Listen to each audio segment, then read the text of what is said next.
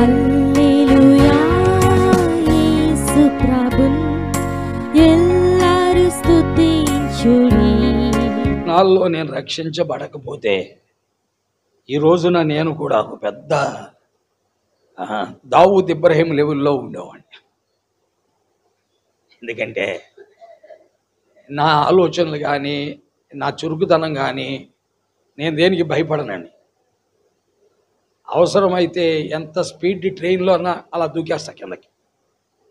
చదువుకునే టైంలో నా రాజమండ్రిలో చదివేవాడిని. చాలా దాదాపు 60 కిలోమీటర్స్ వేగంతో స్పీడ్ వెళ్తుంటే ట్రైన్ ప్లాట్ఫామ్ మీద దిగిపోయేవాడు. దిగిపోయి కాలేజీకి వెళ్ళిపోయాడు. దేవుడి దయలో ఎప్పుడూ ఏ ప్రమాదానికి గురి కాలేదు. అలాంటి ఆ చురుకుదనాన్ని దేవుడు ఏం చేశాడు, ఇందులో పెట్టాడు. ఒకవేళ నన్ను ప్రభు రక్షించకపోతే నేను అందులోకి వెళ్ళేవాడిని. ఇప్పుడు నేను మరొక వ్యక్తిగా ఉండేవాడిని. అందుకనే ప్రభువుకి నేను ఎంతో కృతజ్ఞుడను. ఆయన ప్రేమ, ఆయన వాత్సల్యత నా ఎడల ఎంతో గొప్పది. నాకు ఆయన చేసిన ఉపకారం మరవలేనిది. ఎందుకంటే నా తోటోళ్ళు అందరూ చాలామంది భ్రష్టులు అయిపోయిన వాళ్ళు కూడా అంతమంది ఉన్నారు. అయితే దేవుడు నన్ను ఈ విధంగా ఆయన మార్గంలోకి తెచ్చాడు.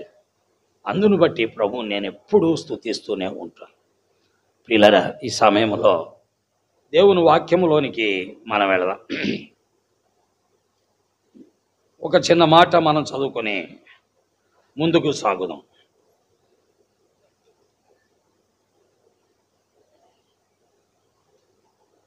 యోహాను సువార్త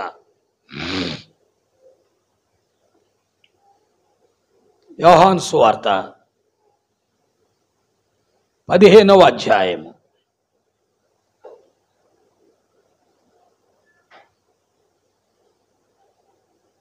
యోహాను సువార్త 15వ అధ్యాయము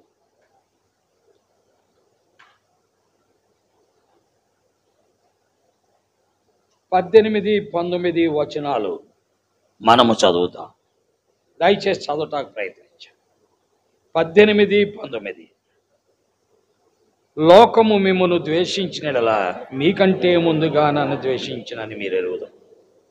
మీరు లోక సంబంధులైనలా లోకము తన వారిని స్నేహించు. అయితే మీరు లోక సంబంధులు కారు, నేను మిమ్మల్ని లోకములో నుండి ఏర్పరచుకుంటాను. అందుచేతనే లోకం మిమ్మల్ని ద్వేషించు. ప్రార్థిస్తాం. ప్రేమ కలిగిన తండ్రి, పరిశుద్ధుడైన నమ్మకమైన మా దేవా, నీకు వందనాలు. చదవబడిన లేఖనము మా కొరకు ఆశీర్వాద కారణంగా చేయండి. మీరు మాతో మాట్లాడి మమ్మల్ని బలపరచండి. నిన్ను ఆరాధించు ఆత్మతో మమ్మల్ని నింపండి. సహాయము చేయమని యేసు నామములో ప్రార్థిస్తున్నాము తండ్రి, ఆమేన్. దేవుని వాక్యములో ఈ 15వ అధ్యాయము కేవలం ప్రభు అయిన యేసుక్రీస్తు వారు శిష్యులతో సంభాషిస్తున్న అధ్యాయం. గుర్తుపెట్టుకోండి. అంటే 15వ అధ్యాయం గురించి మనం ఆలోచిస్తే ఒక్క మాటలో చెప్పాలంటే it is a discussion between disciples and Lord Jesus.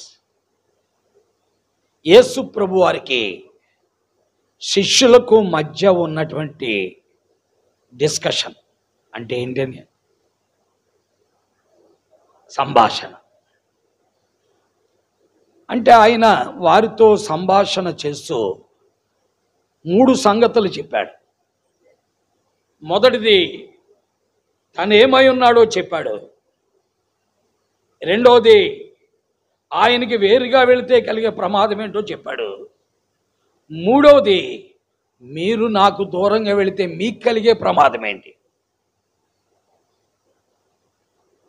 3 సంగతులు కూడా ఈ అధ్యాయంలో మనం చూస్తాం. మొదటిది ఆయన ఏమై ఉన్నాడో చెప్పాడు. రెండోది మనము ఆయనకి దగ్గరగా ఉంటే కలిగే లాభాలు, ఒకవేళ దూరంగా ఉంటే కలిగే నష్టాలు. ఆయనతో సంబంధము కలిగి ఆయనకి వేరుగా వెళితే వచ్చే ప్రమాదం. ప్రియులారా, ఇవి చాలా ప్రాముఖ్యమైనటువంటి విషయాలు. ఈ అధ్యాయం మనం మామూలుగా క్లాస్ పుస్తకం చదివినట్టు చదవకూడదు. క్లాస్ పుస్తకం చదివినట్టు చదవకూడదు. ఇప్పుడు మనం 15 సంవత్సరాలు అయింది. ఎన్ని సంవత్సరాలు అయిందండి ఇప్పటికీ? ఈ మందిరం కట్టి 15 ఏళ్ళు. దాని చరిత్ర అంతా మీకు చెప్పలేదు.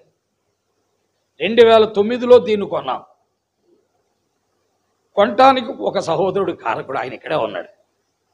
ఆయన లేకపోతే ఇది కొనేవాడిని కాదు. నాకు తెలియదు, ఎందుకంటే ఇక్కడ ఈ స్థలం ఉందని నాకేం తెలుసు? ప్రభువుకు తెలుసు. ఎవరికి తెలుసు అండి? ప్రభువుకు తెలుసు. ప్రభు ఈ స్థలాన్ని కోరుకుంటున్నాడు. ఈ కోరుకునే స్థలాన్ని గురించి ప్రభువుకు బాగా తెలుసు. అయితే ఇది ఎవరి ద్వారా నేను కోరుకుంటున్నాననేది భూమి మీద నిర్ధారించాలి అనే సంకల్పములో ఒక సహోదరుడి ద్వారా నా నోటీస్కి అది తెచ్చాడు. ఒక వ్యక్తి తేపోతే నాకు తెలియదు కదా, నేనేం దేవుడిని కాదు కదా. దేవుడు తెలుసుకున్నట్టుగా నేను తెలుసుకోగలనా? తెలుసుకోలే. ఆ సహోదరుడు తెలియజేయడం ద్వారా ఇది కలిగి ఉన్నా. అప్పుడు అనిపించింది, దేవుడు కోరుకున్న స్థలం ఇది. ఎవరు కోరుకున్నదండి? అయితే దేవుడు దీన్ని కోరుకుంటున్నాడనే విషయం కెనడీ గారికి తెలీదు. అది ఒక్క దేవుడికే తెలుసు. అయితే ఆ దేవుడు కెనడీ గారికి తెలియజేయడానికి ఒక సహోదరుని వాడుకున్నాడు. పిల్లరా, అలాగున దీన్ని కలిగి ఉండటానికి ప్రభు సహాయం చేశాడు. నాకు తెలియదు ఇది ఇక్కడ ఉందని. నేను ఎప్పుడు ఊహించలేదు కూడా, నేను ఎప్పుడు గ్రహించలేదు కూడా. అయితే ప్రియులారా, అసలు ఈ ఊరిలో అడుగు పెడతామనే మేము చూడలేదు. మనకి ఫిరంగిల దెబ్బతోటే ఎండ అవుద్ది అనుకున్నాం. ఫిరంగిల దెబ్బతోటే మన జీవితం ఎండ అవుతుంది అనుకున్నాం. అయితే ఒకటి, ఫిరంగిల దెబ్బతోటే మన జీవితం ఎండ అవ్వకుండా ఉండడానికి దేవుడు హృదయంలో ఒక అగ్ని పెట్టాడు. ఏంటి అగ్ని అంటే, సువార్త రథంతో ఏలూరు ప్రతి వీధిలో బహిరంగ సువార్త, డోర్ టు డోర్ మినిస్ట్రీ, అనర్గళంగా భయపడకుండా అంబికా కృష్ణ ఇంటి దగ్గర నిలబడి వాక్యం చెప్పేవాళ్ళం. మాగంటి బాబు ఇంటి ఎదురుగుండా ద్వారబంధం దగ్గర నిలబడి సువార్త చెప్పిన రోజులు ఉన్నాయి. ఇలాగ సువార్త ప్రకటించుకుంటూ వెళుతుంటే ఒక తల్లి ఒక సహోదరుడికి ఏం చెప్పిందంటే, అతను చదువుకుంటున్నాడు, విద్యార్థి, అతడి పేరు సుందర్రావు. అతడికి ఏం చెప్పిందంటే, అయ్యా నువ్వు మందిరానికి వెళ్ళాలి. ఆ భక్తి బుర్రాలు. ఆ సుందర్రావు సిఆర్ రెడ్డి కాలేజీలో చదివాడు. మాకు తెలియదు. ఆ సుందర్రావు ఏం చేశాడు, ఈ విక్రమ్మ అతను తీసుకొచ్చాడు. మరి అతను తీసుకొచ్చాడు, ఇతను తీసుకొచ్చాడు, నాకు బాగా గుర్తులేదు. ఎవరు తీసుకొచ్చారయ్యా? ఇవి అతను తెచ్చావా? అది సరే. ఇలాగ మొత్తానికి ఇద్దరు వచ్చారు. అయితే మాకు అసలు ఇక్కడ ఉందని తెలియదు. మేము సువార్త పాటిస్తున్న టైంలో ఒకసారి కుర్రోడు అన్నాడు, అయ్యా మీ ఊర్లో కూడా మేము సువార్త పెట్టాలనుకుంటున్నాం అన్నాం. ఎక్కడది? కూచుంపూడి. ఇది బహుశా 2006, 2005. అతను మాకు పరిచయం అయింది 2004. సువార్త పెట్టాలనుకున్నాం. అయితే బయలుదేరాం 15 మంది. కుర్రోళ్ళు ఉంటారు నాకు కూడా. ఇప్పుడు లేరులేండి. అందరూ యేసు ప్రభుని సిలువ వేసేటప్పుడు చెదిరిపోయారు. ప్రస్తుతం నేను ఒక్కడనే మిగిలాను. సిలువ మీద ప్రభు వేలాడుతుంటే ఒక్కడే మిగిలినట్టుగా నేను ఒక్కడనే మిగిలాను. అందరూ వచ్చారు అప్పుడు కుర్రోళ్ళు. ఎందుకంటే ఇప్పుడు చెదిరిపోవడానికి కారణాలు ఏంటంటే చాలా కారణాలు ఉన్నాయి. ఇందాక మీకు చెప్పాను కదండి, ఒకడు వ్యవసాయంలో పడిపోయాడు, ఒకడు గేదెల దగ్గరికి వెళ్ళిపోయారు, ఒకడు గొర్రెల దగ్గరికి వెళ్ళిపోయారు, ఒకళ్ళు మేకల దగ్గరికి వెళ్ళిపోయారు, ఒకళ్ళేమో బస్సల దగ్గరికి వెళ్ళిపోయారు, ఇంకోళ్ళు ఏమో వచ్చేసి మరి బస్సల్లో దూరిపోయారు. అందువల్ల ఏమైపోయారంటే, యేసు ప్రభుని సిలువ వేసేటప్పుడు ఆ శిష్యులు ఎలాగైతే చెదిరిపోయారో అలా చెదిరిపోయారు. వచ్చాం అక్కడికి 2005లో. వచ్చిన తర్వాత స్వార్థ ఈ 2005 మొత్తం ఈ న్యాయంపల్లి 2 స్వార్థ ప్రకటించాను గట్టిగా. ప్రకటిస్తే అప్పుడు ఇక్కడ ఈ కార్యక్రమం ఉంటుందని మాకు అసలు తెలియదు. ప్రకటించిన తర్వాత మళ్ళీ అదే కుర్రోడు ఏం చేశాడంటే, మా దగ్గర అప్పుడప్పుడు మీటింగ్లు పెడతా ఉండమని అడిగేవాడు. అతని కోరికది. అతను నిజంగా మరి అంత భక్తి అతనికి ఉందో లేదో తెలియదు, అంత విశ్వాసం ఉందో తెలియదు. అయితే ఒకటండి, ఒక వ్యక్తిని దేవుడు వాడుకునేటప్పుడండి, అతను ఎలాంటి వాడైనా సరే ఏం చేస్తాడు, దేవుడు వాడుకుంటాడు. That's what I notice. అంత భక్తిపరుడో అంత లోతైన విశ్వాసం కాదో నాకు తెలియదు. ఎందుకంటే ఆయన గాడిద దవడ ఎముకను ఏం చేశాడంటే వాడుకున్నాడు. సంసోను చేతిలో గాడిద దవడ ఎముకను పెట్టాడు. అలాగే ఆ యొక్క మోషే చేతిలో కర్ర పెట్టాడు. అవునా? దావీదు చేతిలో ఏమించాడు, వడిసెలు పెట్టాడు. అలాంటి వడిసెలే ఇతను అనుకున్నాను నేను అప్పుడు ఆ రోజుల్లో. అలాంటి గాడిద దవడేమికే అనుకున్నాను నేను. అదే ఆ కుర్రోడు పరిచయం. ఆ చిన్న వయసులో బహుశా అతనికి అప్పటికి 19, 18 ఉండి ఉంటాయి నాకు తెలిసి, మరి 20. ఆ 20 సంవత్సరాల కుర్రోడు యొక్క పరిచయమే ఈరోజు నీ మందిరం ప్రియులారు. మీరు నమ్మితే నమ్మండి. మీరు అది ఇష్టపడకపోయినా చెప్పక తప్పదు. ఎందుకంటే నాకు తెలియదు ఇది. ఈ ఊరు తెలీదు, ఈ ఊరిలో ప్రజలు తెలీదు, ఈ ఊరిలో ఎవరు పరిచయస్తులు కూడా నాకు లేరు. అయితే ఒకే ఒకడు పరిచయస్తుడు, సిఆర్ రెడ్డి కాలేజీలో చదువుతున్న ఆ కుర్రవాడు. అప్పుడు ఆ 2005 నుంచి వస్తూ ఉంటే 2006, 2007లో రత్నమాణిక్యం గారు పరిచయం అయ్యారు. ఎందుకంటే వాళ్ళ ఇంటి ఎదురుకుండానే అబ్రాం గారు ఉండేవాళ్ళు. వాళ్ళ ఇంటికాడ మీటింగ్ పెట్టేవాళ్ళం. మేము ప్రతి వారంలో ప్రతిరోజు పెట్టేవాళ్ళం మీటింగ్. పెద్దిశెట్టి రత్నమాణిక్యం గారు ఉన్నారు చూసారా, ఆమె ఎప్పుడుది కాదండి, మీకు తెలియదు. ఆమె అప్పటి నుంచి ఉన్న సహోదరే. వాళ్ళ ఇంటి దగ్గర పెడుతుంటే పెద్దిశెట్టి రత్నమాణిక్యమ్మ, ముత్యాల పద్మ, ఆ తర్వాత వచ్చేసి అబ్రాం గారి భార్య మరియమ్మ, ఇంకేలాగ 4-5 సహోదరులు కూడుతూ ఉండేవాళ్ళు. దేవుడి వల్ల మేము 4 కొడుతున్నారు, 2 కొడుతున్నారు, 3 కొడుతున్నారు. ఏంద్రా బాబు, 100 కిలోమీటర్ల దూరం గుంటూరు నుండి ఇక్కడికి 3 కొరకు రావాలా అని నేను ఎప్పుడు అనుకోలేదండి. అతనికి ఫోన్ చేసేవాడిని, అయ్యా ఈరోజు 7 గంటలకు వస్తా, గ్యారెంటీకి అక్కడ మీటింగ్ ఉండాలి, మెట్ట పైన ఆ ఏరియాలోనే పెడదాం, ముత్యాల పద్మ ఇంట్లో, బసవ ఇంట్లో, ఎక్కడైనా పెడదాం. పిల్లరా, అలాగున ప్రభు ఈ కార్యాన్ని త్వరపెట్టాడు. పిల్లలు అలాగే 2004 నుండి 2010 దాకా మామూలుగా వస్తూ వెళుతూ ఉండేవాళ్ళం. ఆయా స్థలాల్లో మీటింగులు పెడుతూ ఉండేవాళ్ళం. అయితే 2009లో ఈ స్థలం ఎక్కడ ఉందని నాకు తెలియదు. ఒక సహోదరుడి ద్వారా అది నాకు బయలుపరచబడింది. వెంటనే దీన్ని చేజిక్కించుకున్నాం. 2010 ఫిబ్రవరిలో దీనికి పునాది వేశాం. వేసి అప్పటి నుండి మా కుర్రాళ్ళు ఇద్దరిని పెట్టి ఇక్కడ, ఒకటి పేరు జీవన సాగరం, ఇంకోటి పేరు ఏం పేరంటే ఏమండి చార్లెస్ వేసింది.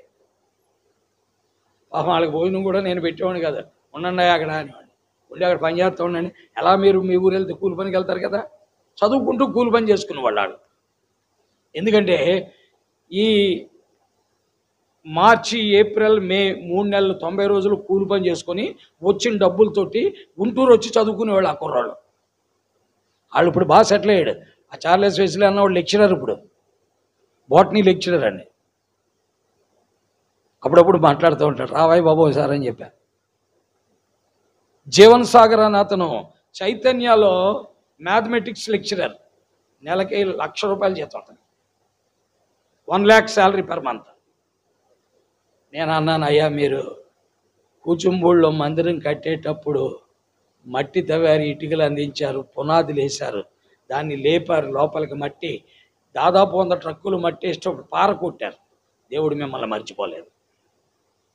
That fellow is drawing 1 lakh salary అండి చైతన్యలో. ఇప్పుడు ఈ మధ్య కలిసినప్పుడు అన్నాడు, నెక్స్ట్ ఇయర్ బహుశా 1.5 అవ్వచ్చు అండి అన్నాడు. 1,50,000.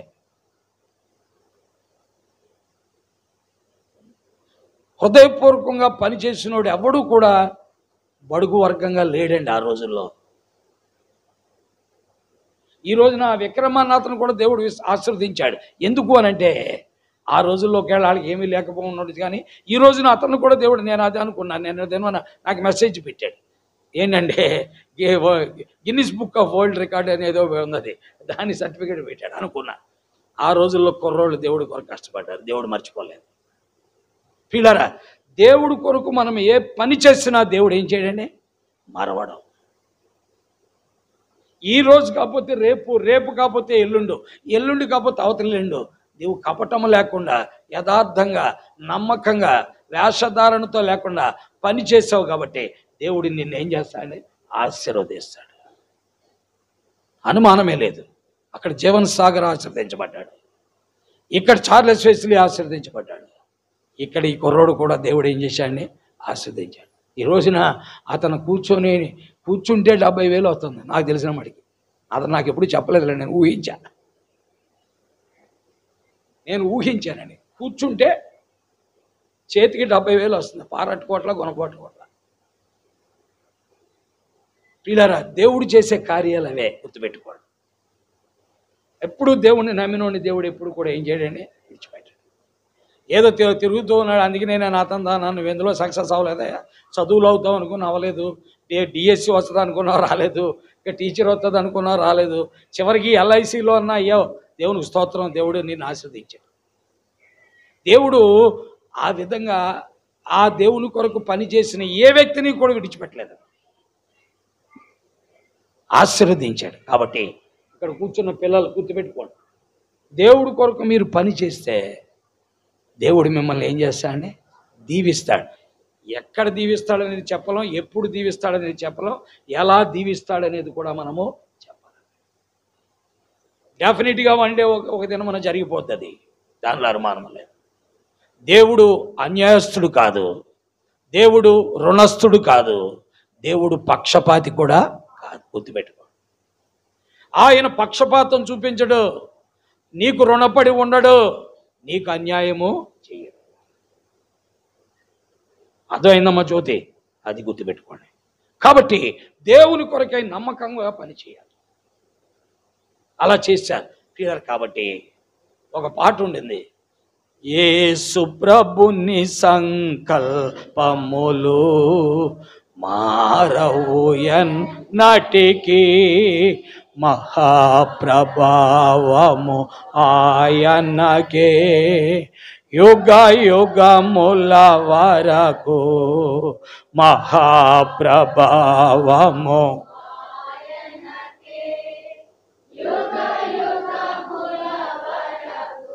కాబట్టి అది ఆయన సంకల్పం, ఈ స్థలం ఆయన సంకల్పం, ఇక్కడ మందిరం ఏర్పడటం ఆయన సంకల్పం, మీరందరూ రక్షించబడటం కూడా ఆయన యొక్క సంకల్పం. ఒకవేళ మీరు 2004లో రక్షించబడవచ్చు, లేక 2006లో రక్షించబడవచ్చు, 2010లో రక్షించబడవచ్చు, 2015లో రక్షించబడవచ్చు, 25లో రక్షించబడవచ్చు, నిన్నగాక మొన్న 2024లో రక్షించబడవచ్చు. ఎప్పుడైనప్పటికీ అది ఆయన సంకల్పం, అది ఆయన యొక్క సంకల్పం. ఇక్కడికి ఇది ఏర్పడటం, ఇక వాక్యము ద్వారా ప్రభు దగ్గరికి రావటం, ఆ వాక్యం నీలో పని చేయటం, నీ హృదయం ప్రభువుకు అప్పగించుకోవటం, రక్షించబడటం అనేది ప్రభు యొక్క చిత్తం. అర్థమైందని అందుకనే ఈ పాట ఎంతో ఇష్టం నాకు. యేసు ప్రభుని సంకల్పములు మారవు ఎన్నటికీ, మహాప్రభావము ఆయనకే, యుగ యుగముల వరకు మహాప్రభావము నాకే, యుగ యుగముల.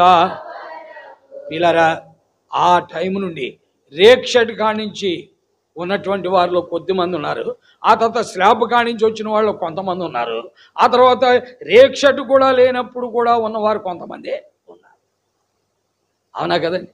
రేక్షడ్ కూడా లేనప్పుడు ఉన్నవారే రత్నమాణిక్యమ్మ, అదిగో ఆ బసవయ్య, ఆ ముత్యాల పద్మ, అప్పుడు రేక్షడ్ కూడా లేదు, ఉందండి? లేదు. ఈవెన్ కుటుంబరావు వీళ్ళందరూ కూడా, విక్రమ్ వీళ్ళంతా రేక్షడ్ కూడా లేదు. పిల్లర, ఆ రేక్షడ్ పెట్టిన తర్వాత వచ్చిన వాళ్ళు కొంతమంది ఉన్నారు. వాళ్ళు రేక్షడ్ ఏర్పరిచినప్పుడు దేవుని దగ్గరికి వచ్చి రక్షించబడ్డారు. ఆ తర్వాత స్లాబ్ వేసిన తర్వాత రక్షించబడ్డ వాళ్ళు కొంతమంది ఉన్నారు. ఆ తర్వాత స్లాబ్ ఎక్స్టెండ్ చేసిన తర్వాత రక్షించబడ్డవాళ్ళు కొంతమంది ఉన్నారు. ఇవన్నీ ఏంటండి? దేవుని యొక్క సంకల్పాలు, గుర్తుపెట్టుకోండి. అంతేగాని మేము ముందోళ్ళం, మీరు వెనకాలోళ్ళు, లేకపోతే మీరు వెనకాలోళ్ళు మేము ముందోళ్ళం, మీరు ముందు వచ్చినా వెనకపోయారు, మేము వెనకాల వచ్చినా ముందున్నాం అని ఒకరినొకరు తెప్పుకోవడానికి ఇది కాదు. పిల్లరా, దేవుని చేతిలో ఉన్నటువంటి వ్యక్తులు మనం గుర్తుపెట్టుకోండి. ఒక్కొక్కసారి మొదటి వారు కడపటి వారు కావచ్చు, ఒక్కొక్కసారి కడపటి వారు మొదటి వారు కూడా కావచ్చు. అయినా ప్రాబ్లం లేదు. అందరూ ప్రభువుకు చెందినోళ్ళే, అందరూ ప్రభువుకు చెందినోళ్ళే, అంతే కదండి. ఒకడు మొదటి వాడు కడపటి వాడు కావచ్చు. కానీ ఒక్కోసారి నేను స్కూల్లో చేరిన వెంటనే ఒకడు ఏమైపోతా అంటే మార్చి నెలలోనే స్కూల్ ఫస్ట్ కొట్టేస్తాడు. మార్చి నెల అంటే జూన్లోనే కొట్టేస్తాడు. చేరటంతో నాకు ఫస్ట్ మార్క్ వచ్చేసి నేను బోర్డులో పెట్టేస్తాను. బోర్డులో పలానా మరి వచ్చేసి సుప్రియాకి స్కూల్ ఫస్ట్ అని పెట్టేస్తాను. ఆ తర్వాత నెమ్మదిగా సుప్రియ ఏమైపోయింది, ఆగస్టు వచ్చినడికి, సెప్టెంబర్ వచ్చినడికి, అక్టోబర్ వచ్చినడికి తగ్గిపోయింది. ఈ లోపల జ్యోతి స్కూల్ ఫస్ట్ అని పెట్టారు. ఎక్కడ? నవంబర్లో. అంటే మొదటి వాడైనటువంటి సుప్రియ కడపటిదైంది, కడపటి వాడైనటువంటి జ్యోతి ఏమైంది? మొదటిదైంది. ఆయన స్కూలుకు చెందిన వాళ్ళే కాదా? మీరు మా స్కూల్కి చెందిన వాళ్ళు కాదంటారా? అంటారు కదా, అంటాగలేదు ఉందా? కాకపోతే మొదటివాడు కొద్దిగా సరిగ్గా చదవకపోవడం బట్టి కడపటోడు అయ్యాడు, కడపటోడు బాగా చదవడం బట్టి అయ్యాడు మొదటోడు అయ్యాడు. అంతే తేడా. కానీ వీళ్ళ మా స్కూల్కి చెందిన వాళ్ళు కాదంటానికి లేదు. అర్థమైందమ్మా? కోలానాగమని అప్పుడు అక్కడ బండి సత్యనారాయణ గారి ఇంటికాడ మీటింగ్లు పెట్టేవాళ్ళం మేము, అన్నా కదండి. బండి సత్యనారాయణ గారు ఇంకా ఆయన భార్య పేరు ఏం పేరమ్మా? బండి సత్యవతి గారు. పాప ఆయన కాళ్ళు పక్షవాతం వచ్చి చాలా ఇబ్బంది పడుతుంటే అక్కడికి వచ్చి మీటింగులు పెట్టేవాళ్ళు. అయ్యా ఈరోజు బండి సత్యనారాయణ గారిని పెట్టాలని ఏళ్ళు ఫోన్లు చేసేవాళ్ళు కుర్రోళ్ళు. ఈ శుభాకర్ ఏళ్ళ విక్రమ, మీకేం పర్లేదయ్యా, మీరు రెడీగా ఉండండి, మేము రాకపోతే మమ్మల్ని అడగండి. 7:30 అయినా 8 అయినా వచ్చి తీరుతాం, గ్యారంటీ. అలాగున ప్రియులారా, నేను 100 కిలోమీటర్ల దూరం నుండి వస్తే నాకు కూడా కొంతమంది కుర్రోళ్ళు వచ్చేవాళ్ళు. ఆ కృపానందం ఒకడు, ఒక్కొక్కసారి ఆర్ఎస్ ఇలాగ చేరి నాకు కూడా వచ్చేవాళ్ళు. ప్రియులారా, దేవుని యొక్క పరిశుద్ధమైన నామం పేరిట పరిచర్య జరగాల్సిందే ప్రభు వచ్చే వరకు. అయితే ఒకటి, ఈలాగున 15 ఏళ్లలో మనం వచ్చాం. మొదటివాడు కడపటివాడు ఎందుకు అయిపోయాడు, కడపటివాడు మొదటివాడు ఎందుకు అయిపోయాడు అనే పరిశీలన అనేది మాత్రం చాలా ముఖ్యం. మొదటివాడు కడపటివాడు అయిపోవడం కారణాలు ఏంటి? What are the reasons? దేవుని వాక్యములో మనం చూస్తున్నాం. మొదటివాడైనటువంటి యాషావు కడపటివాడయ్యాడు. ఎందుకు అయ్యాడు? కారణాలు ఏంటి? మొదటివాడైన యాషావు దేవునికి సమీపంగా రాలేదు, అందుకే కడపటివాడయ్యాడు. కడపటివాడైనటువంటి యాకోబు మొదటివాడయ్యాడు, ఎందుకంటే దేవునికి సమీపంగా వచ్చాడు. That is the difference. అది మనలో మనం పరిశీలించుకోవాలి. అది మనం ఏం చేయాలండి? పరిశీలించుకోవాలి. మొదటివాడైన కయ్యను దేవునికి దూరం అయ్యాడు, రెండో వాడైన హేబెలు దేవునికి ఏమయ్యాడు? దగ్గరయ్యాడు. కాబట్టి ప్రియులారా, ఒకే స్కూల్లో విద్యార్థులు వీళ్ళంతా. వీళ్ళ బైబిల్లో లేరని చెప్పడానికి లేదు, వీళ్ళ భగవద్గీతలో ఉన్నారని చెప్తే మనం దవడ మీద కొడతారు. వీళ్ళు ఎక్కడున్నారు? బైబిల్లో ఉన్నారు. అలాగే మనమందరము మందిరములో ఉన్నవారు. ప్రియులారా, ఒకడు మొదటోడు కడపటోడు అవ్వచ్చు, కడపటోడు మొదటోడు అవ్వచ్చు, కానీ అందరూ దానికి చెందినోళ్ళే, అందరూ దానికి చెందినవాడు. గుర్తుపెట్టుకోండి. వాక్యములో మనం చూస్తున్నాం. యోహాను సువార్త 15వ అధ్యాయం 19వ వచనం చదవండి. ఇప్పుడు ఏం రాయబడిందో?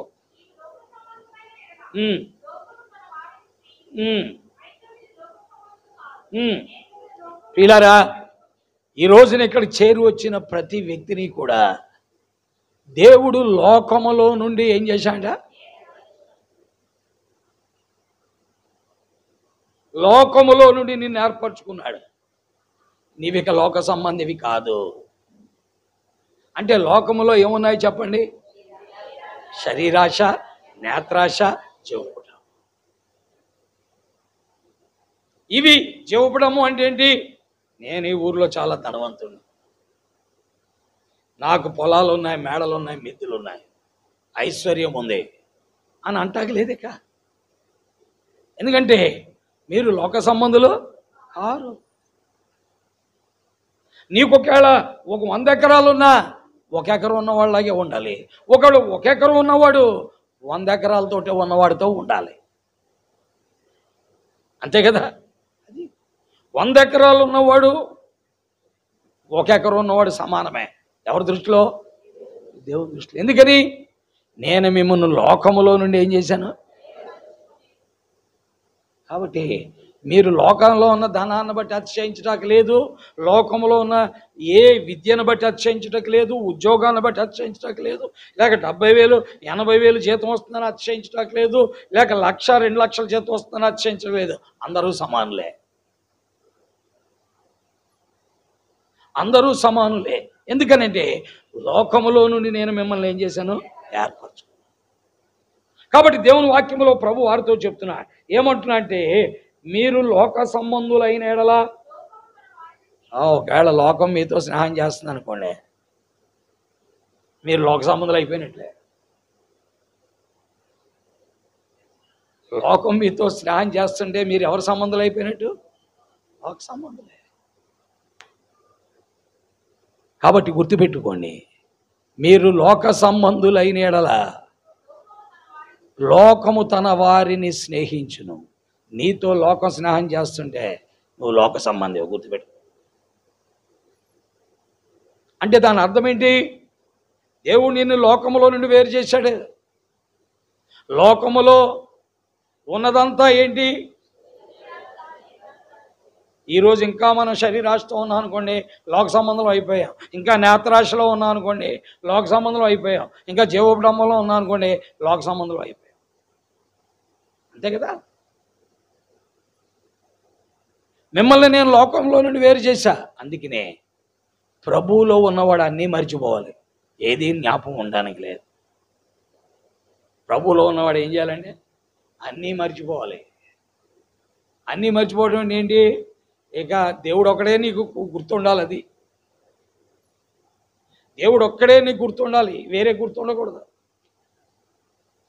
అయితే ఈ రోజున ప్రభువులోకి వచ్చిన బిడ్డల్లో ఇది లేదు, అందువల్లే దెబ్బతినిపోయారు. అందువల్ల ఏమైపోయారండి? దెబ్బతినిపోయారు. అందుకని ఈ రోజున విశ్వాస కుటుంబాలు భ్రష్టత్వంలో ఉన్నాయి, క్రైస్తవ కుటుంబాలు భ్రష్టత్వంలో ఉన్నాయి. ఈనాడు విశ్వాసులను చెప్పుకునేవారు భ్రష్టత్వంలో ఉన్నారు. దీనికి కారణాలు ఏంటంటే, లోకము వారిలోకి వచ్చేసింది. లోకం ఏం చేసింది? వారిలోకి వచ్చేసింది. లోకం ఎప్పుడైతే వారిలోకి వచ్చేసిందో వారిలో భేదాలు వచ్చేస్తాయి, అన్ని రకాల భేదాలు వచ్చేస్తాయి. లోకములో నుండి నేను మిమ్మల్ని ఏం చేశాను? చదవండి, ఇంకో దేవుని వాక్యంలో మనం చూస్తున్నాం, మీరు లోక సంబంధులు కారు.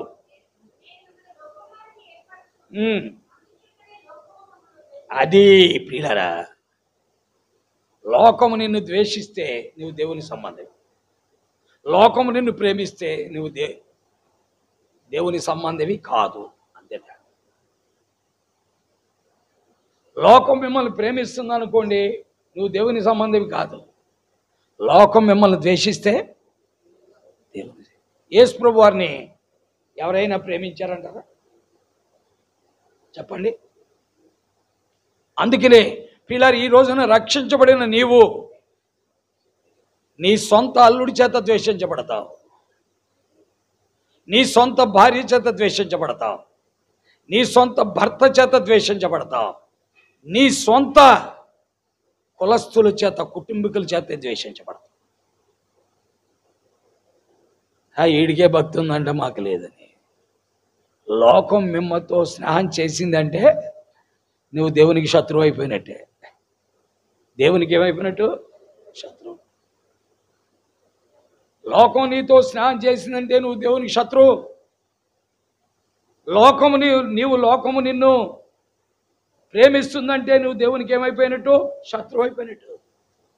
కాబట్టి అందుకే నేను లోకానికి వేరుగా బ్రతకాలి, పాపానికి వేరుగా బ్రతకాలి, ఈ లోకాశలకు వేరుగా బ్రతకాలి, ఈ లోక సంబంధమైన జీవితానికి వేరుగా బ్రతకాలి.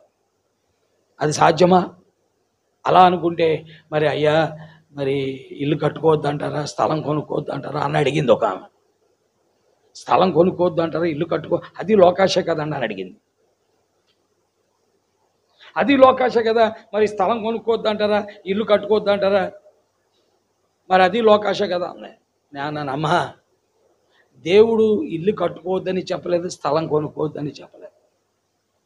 అయితే ఒకటి, నీవు దాని కొరకే 24 గంటలు ఆలోచిస్తా కూర్చున్నావు అనుకోండి, అప్పుడు నీకెందుకు ఏం వచ్చినట్టు? లోకాశ. ఎందుకంటే దేవుడు మర్చిపోయావు, నువ్వు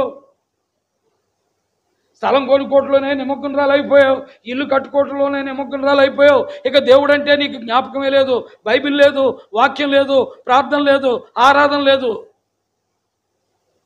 నీ జీవితానికి నీవు కలిగి ఉన్నదే నీకేమైపోయింది? విగ్రహం అయిపోయింది. అందుకే ప్రభువారు అన్నారు, నేను తప్ప వేరొక దేవుడు నీకు అది. నేను తప్ప వేరొక దేవుడు నీకు ఉండకూడదు. నేను తప్ప వేరొక దేవుడు నీకు ఉండకూడదు అంటే నేను నీకు అన్నీ ఇస్తా, ఇచ్చే వరకు వెయిట్ చేయాలి. కంగారు పడిపోయావు అనుకో, దెబ్బతినేస్తావు. కంగారు పడిపోతే ఏమైపోతావు? దెబ్బతినేస్తావు. వాటి కొరకే నువ్వు పరుగులెత్తావు అనుకో, దెబ్బతినిపోతావు. అసలు నువ్వు నాలో ఉండలేవు, నా వాక్యంలో ఉండలేవు, ప్రార్థనలో ఉండలేవు, మందిరంలో ఉండలేవు, దేవునితో సహవాసం చేయలేవు, దేవుణ్ణి వెంబడించలేవు. ఎప్పుడు? ప్రియులారా, గుర్తుపెట్టుకో. అందుకనే లోకము మనల్ని ద్వేషిస్తేనే మనము దేవునికి దగ్గరగా ఉంటాం. మన భక్తికి అది పరీక్ష, గుర్తుపెట్టుకో. మన విశ్వాస జీవితానికి అది పరీక్ష. మనం లోక సంబంధులు, మా దేవుని సంబంధం అనేది మన మాటల్లోనే తెలిసిపోతుంది, మన క్రియల్లోనే తెలిసిపోతుంది, మన జీవిత విధానంలోనే తెలిసిపోద్ది. మనం లోక సంబంధాలు, మా దేవుని సంబంధాలు, మన క్రియలే మనకి తెలిసిపోతాయి. అందుకనే ప్రభువారు అన్నాడు, అయ్యా నేను అందరినీ ఎరుగుదును, నేను అందరినీ ఎరుగుదును అన్నాడు. ఎక్కడది? యోహాను సువార్త 2:24 అన్నాడు. ఏమన్నాడు? చదవండి. యేసు అందరినీ ఎరిగినవాడు గనుక ఆయన తన్ను వారి వశం ఏం చేయలేదని. ఎందుకు అవ్వలేదా వారి వశం? వారు లోక సంబంధులండి, అందుకే వారికి లోబట్టక ఆయన ఇష్టపడాల. శిష్యులకు లోబడ్డాడు, ఎందుకని? వీరు దేవుని సంబంధం కాబట్టి. పిల్లారా, స్పష్టంగా 24 వచనంలో చెప్పాడు. 23 కూడా చదవండి. ఏమన్నాడు దేవుని వాక్యం? ఆయన పస్కా పండుగ సమయమున యెరూషలేములో ఉండగా ఆ పండుగలో అనేకులు ఆయన చేసిన సూచక్రియలను చూచి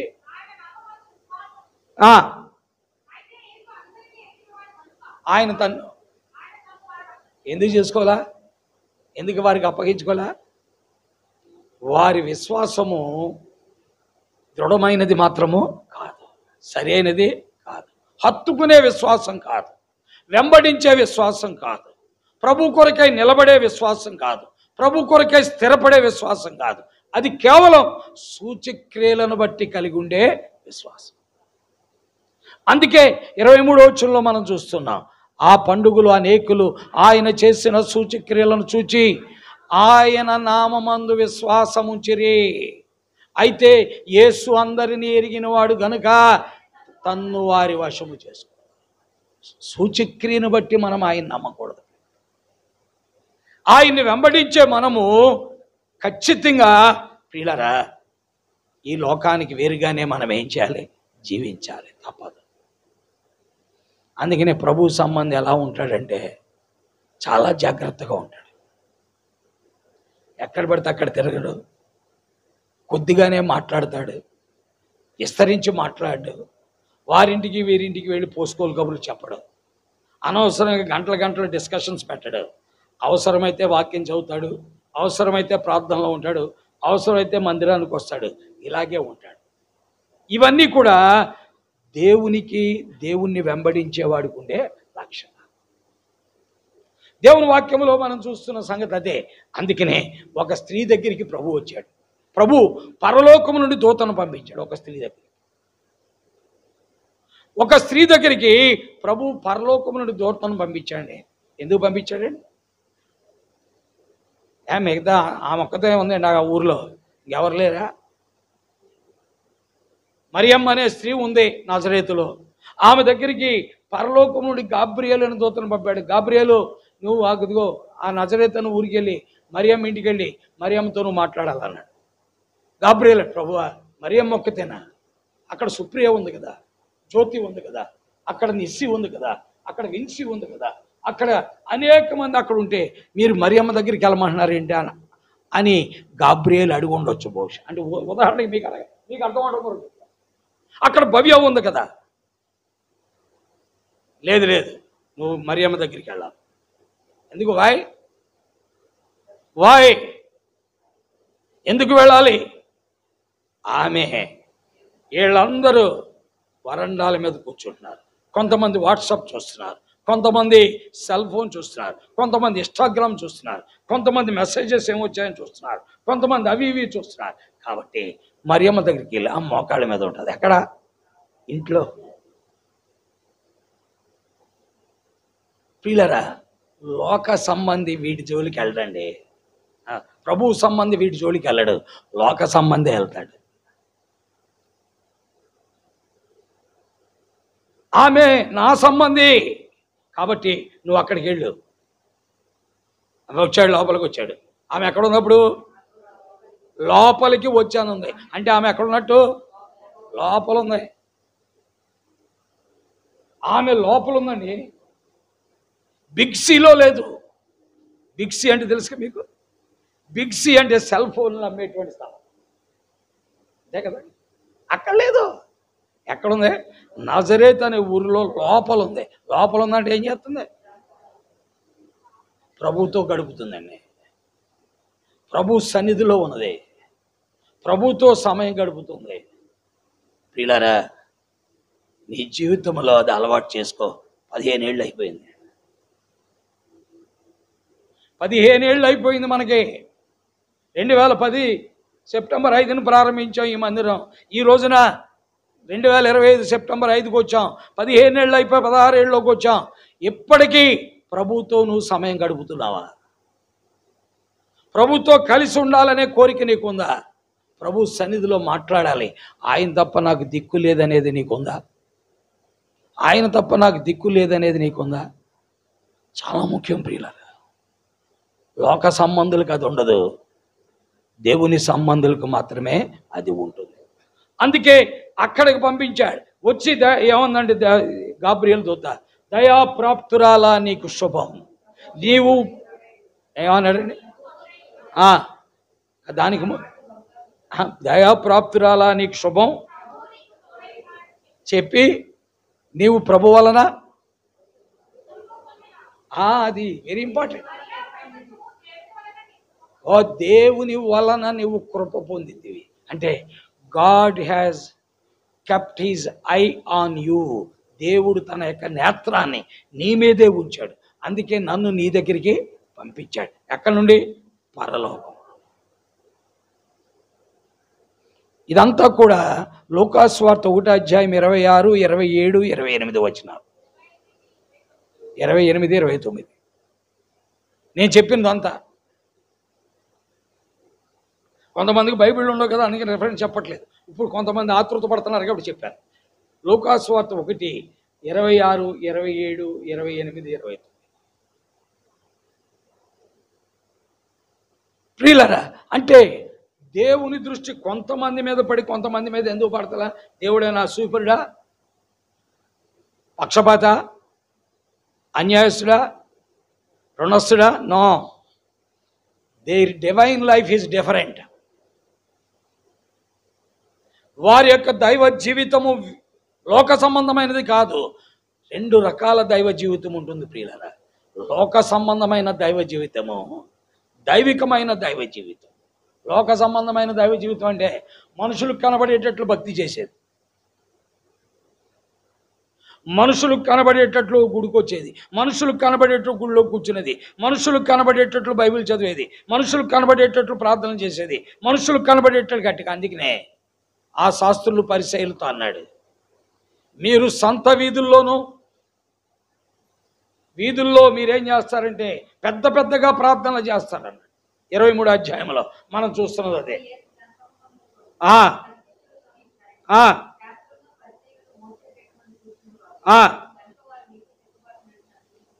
ఆ, వారు మీతో చెప్పు వాటన్నిటినీ అనుసరించి గైకొనడి, వారి క్రియల చొప్పున చేయకండి అన్నాడు. వారు చెప్తారే కానీ చేయరు. శాస్త్రులు పరిచయాల గురించి చెప్పిన మాట ఇది. మనుషులకు కనబడే నిమిత్తం ఏమని, అబ్బో వారి భక్తి మనుషులకు కనబడేటట్లు. కెనడీ గారు కనబడ్డండి వణికిపోయి ఉన్నాలండి. కెనడీ గారు ఆయన కనబడకపోతే నా వారు మనుషులకు కనబడేటట్లు చేసే భక్తి ఒకటి, అది లోక సంబంధమైన భక్తి. మనుషులు మెప్పుకోరే భక్తి, మనుషులు కనబడేటట్లు చేసే భక్తి, మనుషుల యొక్క మెప్పు కొరకు, మనుషుల యొక్క అనురాగం కొరకు, దయ కొరకు చేసే భక్తి అది. నో, మనం మనుషుల కొరకు చేయకూడదు. ఎవరి కొరకు చేయాలండి? గుర్తుపెట్టుకో. అందుకే అన్నాడు 23వ వచనంలో ఏమన్నాడు? చదవండి దేవుని వాక్యంలో 5వ వచనం. మనుషులకు కనబడు నిమిత్తం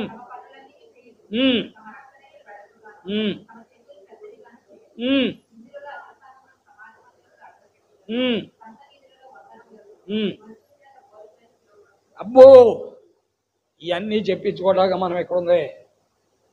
దేవుడు మనల్ని ఏమన్నా అండి, వీడు లోక సంబంధి కాదు, వీడు దైవ సంబంధి అనాలి. కాబట్టి అండి దైవభక్తి అనేది 2 విధాలు. ఒకటి లోక సంబంధమైన దైవభక్తి, రెండోది దేవుడు మెచ్చే దైవభక్తి. ఇప్పుడు మరియమ్మ చేస్తున్న దైవభక్తి దేవుడు మెచ్చే దైవభక్తి. అందుకనే గాబ్రియేలు దూతను ఆ నజరేతులో ఉన్న మరియమ్మ దగ్గరికి పంపించి, దయాప్రాప్తురాలా నీకు శుభం, నీవు దేవుని వలన కృప పొందావు, దేవుడు నీకు తోడై ఉన్నాడు, దేవుడు నిన్ను కోరుకున్నాడు, దేవుడు నిన్ను ఏర్పరచుకున్నాడు, నీవే ఆయన కావాలన్నాడు. అందుకే నన్ను నీ దగ్గర పంపించాడు. ఎందుకంటే ఆయన నీ ప్రార్థన చూచాడు, నీ విశ్వాసం చూచాడు, నీ పరిశుద్ధత చూచాడు, నీ దృఢ నమ్మిక చూచాడు. అంతేకాదు నీ యొక్క ప్రత్యేకత కూడా చూచాడు.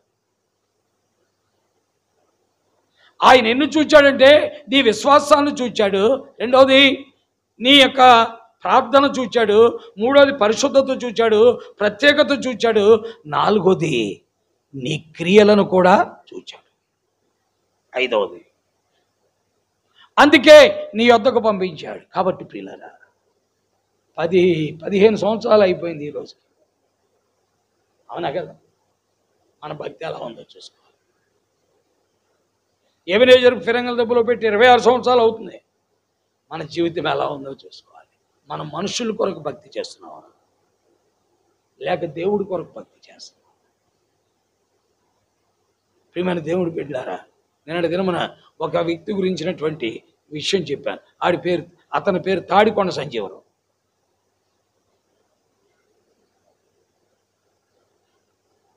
ఆయన దేవుని మందిరానికి రొట్టె విరిచేటప్పుడు వచ్చేవాడు. అంటే నేను కూడా సియోన్లో సంఘ సభ్యుడిని అని చెప్పుకోవడానికి అది పద్ధతి కాదు కదా, మంచిది అది. అసలు వారంలో ఒక్క కూడికి కూడా వచ్చేవాడు కాదు. ఈ జబ్బు ఇప్పుడు అందరికీ ఉందలేండి. మా దగ్గర అయితే ఎబెనేజర్లో ఆదివారం తప్ప మిగతా రోజులు కనపడరండి. ఆదివారం మాత్రం వాళ్ళు ఏం చేస్తారండి, వచ్చేసి నేను పాటలు పాడాలి, వాక్యం చెప్పాలి, నేను రొట్టెని తెచ్చాలని కోరుకుంటాను. మిగతా రోజుల్లో నీకు భక్తి లేదా?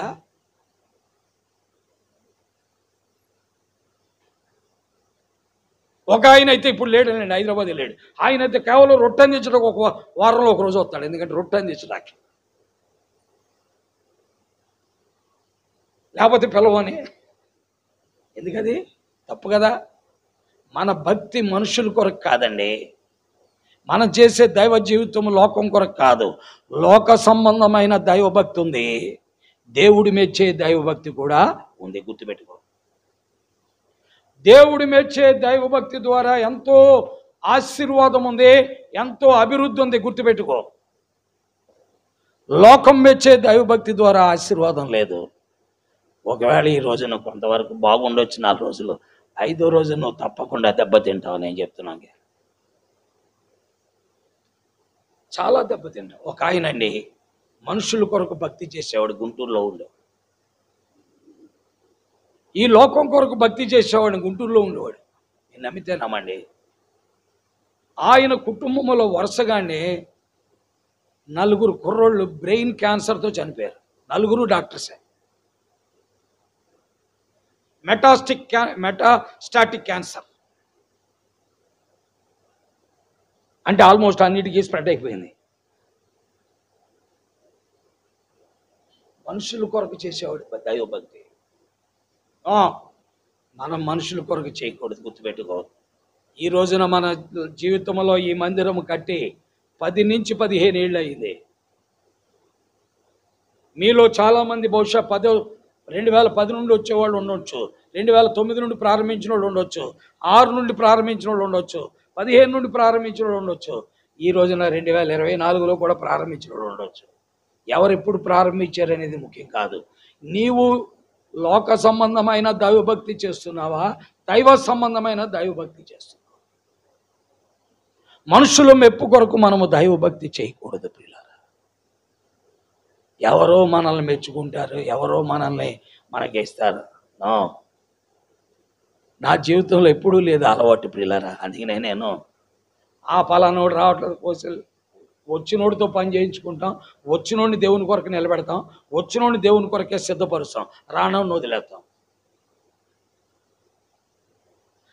ఇది నాలో నేను గత 25 ఏళ్ళగా 20 ఏళ్ళగా 30 ఏళ్ళగా చేస్తున్న పరిచర్యలో ఉన్నది. పిల్లల వ్యర్థమైనటువంటి జోలికి వెళ్ళను, అనవసరం లేదు. కొంతమంది కేవలం పెళ్ళిళ్ళ టైంలోనే గుడులకు వచ్చేవాళ్ళు ఉన్నారు. పెళ్ళిళ్ళ టైంలో మానకుండా వస్తారు వాళ్ళు, ఆ తర్వాత మళ్ళీ కనపడరు. పెళ్ళిళ్ళు అయిపోయాక మళ్ళీ ఎక్కడ ఉంటారో వాళ్ళకే తెలియదు. ఇటీవల కాలం కూడా ఒక పెళ్ళి అయింది, భార్యాభర్తలు ఇద్దరు మానకుండా పెళ్ళి అయ్యే వరకు 4 రోజులు వచ్చారండి. ఆ తర్వాత పెళ్ళి అయిన తర్వాత ఇప్పటివరకు మళ్ళీ చూడలేదు. ఫ్యూచర్లో కూడా చూడలేం. వాళ్ళు 38 సంవత్సరాల నుంచి జరుగుతున్న అప్పుడు కూడా అలాగే ఉన్నారు వాళ్ళు. పిల్లరా, ఎవరినో విమర్శించడానికి నేను చెప్పట్లా. మన దైవభక్తిని దేవుడు ప్రేమించాలి. నువ్వు లోకం కొరకు భక్తి చేయట్లే, మనుషుల కొరకు కాదు. నువ్వు చేసేది ఎవరి కొరకండి? దేవుడి కొరకు. మీరు లోక సంబంధులు అయిన ఎడల లోకము తన వారిని ఏం చేస్తుంది? ప్రేమించును. మీరు లోక సంబంధులైన ఎడల లోకము తన వారిని ప్రేమించును. మీరు లోక సంబంధులు కారు కాబట్టి లోకము తన వారిని ఏం చేస్తుంది? ద్వేషిస్తుంది. నిజమైన దైవభక్తి పరుణ్ణి లోకం ఎప్పుడూ చేర్చుకోదు ప్రియులారు, గుర్తుపెట్టుకో. నిజమైన దైవభక్తుడిని లోకం ఎప్పుడూ చేర్చుకోదు. అందుకనే యేసుప్రభువుని సిలువ ఎందుకు వేశారు? యేసుప్రభువుని సిలువ ఎందుకు వేశారండి? 23వ అధ్యాయంలో ఇలాంటి మాటలు చెప్పాడని. ఎక్కడ? మత్తయి సువార్త 23వ అధ్యాయం 5వ వచనంలో. ఇవన్నీ చెప్పడానికి వాళ్ళకి లోపల కోపం వచ్చేసింది, శాస్త్రులకి, పరిచయం. వారు కోపంతో రగిలిపోయారు. రగిలిపోయి వారు ఏం చేశారంటే ఏమైనా వీళ్ళకి ఏని సిలువ వేయాలనుకున్నారు. ప్రియమైన దేవుని బిడ్డలారా, ఈనాడు కూచుంపుల్లో ఉన్న వాళ్ళందరూ మనల్ని స్నేహించారనుకోండి, మనము దేవునికి దగ్గరగా ఉండలేము, గుర్తుపెట్టుకో. కూచుంపుల్లో ఉన్న వారందరూ మనల్ని ద్వేషించారనుకోండి, మనం దేవుడికి ఎలా ఉంటాం? ఎందుకని? ఎప్పుడు ద్వేషిస్తారు కూచుంపుడు వాళ్ళు? అయ్యా యేసు ప్రభు తప్ప దేవుడు లేడయ్యా, యేసు ప్రభువే దేవుడు, ఆయనే నమ్మితే నమ్మండి, ఇవన్నీ వ్యర్థమయ్యా, అనవసరం వీటి కూడా పడి తిరుగుతున్నారు, ఇది మంచిది కాదని చూడండి, అప్పుడు ఎలా ఉంటుందో మీ సంగతి? వీపు విమానం మొత్తం మోగుద్ది. అవునా కదా? ఏ నిమ్మకి నీరెత్తినట్టుగా గమ్మున పోతే పోయినా ఆడేడుపాడు ఎడతాడు, మన ఎడుతాం అని అనుకున్నాం అనుకోండి, ఏ గొడవ. అయ్యా యేసుక్రీస్తు నిజమైన దేవుడు, యథార్థమైన దేవుడు, నమ్మకమైన, నేను నమ్మాను, మీరు నమ్మితే బాగుపడతారు. దీనిలో తేడా లేదు. మీరు నమ్మే కూడా సత్యం కాదు, దాన్ని మీరు నమ్మొద్దు. ఈ రోజున క్రీస్తు మార్గమును ఎరిగిన నీవు క్రీస్తుని గురించి చెప్పగలుగుతున్నావా? 10 ఏళ్ళు అయిపోయింది. ఈ రోజున 2010 నుంచి ఈ రోజు అంతా 2015, 25, 15 ఏళ్ళు అయిపోయింది. ఏ రోజైనా ఈ 15 ఏళ్లలో యేసు ప్రభు గురించి సాక్ష్యం చెప్పావా? ప్రభు నమ్ముకున్నాను నేను, ఆయన నమ్మకమైన దేవుడు, నాకు తెలుసు. నాకు ఎన్నో కష్టాలు ఉన్న మాట నిజమే, నష్టాలు ఉన్న మాట నిజమే. అయితే ఈ కష్టాలు నష్టాలు ముఖ్యం కాదు, ఆ దేవుడే ముఖ్యం నాకు. ఆ దేవుడితో సహవాసం ముఖ్యం. ఎందుకంటే ఈ లోకం శాశ్వతమైనది కాదు. రేపేళ్ళుండి నువ్వు పోతాను, నేను పోతాను. అయితే ఆయనతో ఉంటే మనకేం దొరుకుద్ది? నిత్యత్వం, నిత్య మహిమ అని ఎప్పుడైనా సాక్ష్యం చెప్పామా? ఈ రోజున 15 ఏళ్ళు అయిపోయింది. మనం 2010 సెప్టెంబర్ 5ని ప్రారంభించాం. ఈ మధ్యలో ఈరోజు 2025 సెప్టెంబర్ 5. ఎన్ని ఏళ్ళు అయిందండి అమ్మ మాలతి? ఎన్నేళ్ళు అయింది? 15 ఏళ్ళు. చెప్తున్నావు సాక్ష్యం చెప్పాలి, నీవెరిగిన సత్యాన్ని చెప్పాలి. అదే దేవుడు మెచ్చే భక్తి. అది ఎప్పుడైతే చెప్పావో లోకము నిన్ను ద్వేషిస్తుంది. అదే సమయంలో అది చెప్పిన తర్వాత నువ్వు జాగ్రత్తగా లేవనుకోండి, ఇంకా ద్వేషిస్తుంది. వాళ్ళ దేవుడే గొప్పడని చెప్తాడు, కానీ వీడు పెద్ద లంచగొండండి, మోసగాడండి, అదేంటి వడ్డీ వ్యాపారస్తుడని నానా రకాలుగా నిన్ను గురించి చెప్పుకుంటాను. వడ్డీ వ్యాపారస్తుడు, లంచగొండి, మోసగాడు, ఈ మామూలుడు కాదు వీడు, ఊరికే మాట్లాడితే యేసుప్రభు దేవుడు, యేసుప్రభు దేవుడు అని చెప్తాడు. అంటే నీవు ఎప్పుడైతే సాక్ష్యము చెప్పావో నిన్ను నువ్వు జాగ్రత్తగా ఉంచుకోవాలి. నీ క్రియలు జాగ్రత్తగా ఉండాలి. నీ క్రియలు సరిగ్గా లేవనుకోండి, యేసుప్రభువుని చెప్తే నీవు యేసుప్రభువును లోకు చేసినోడు అవుతావు. అందుకే ప్రియులారా,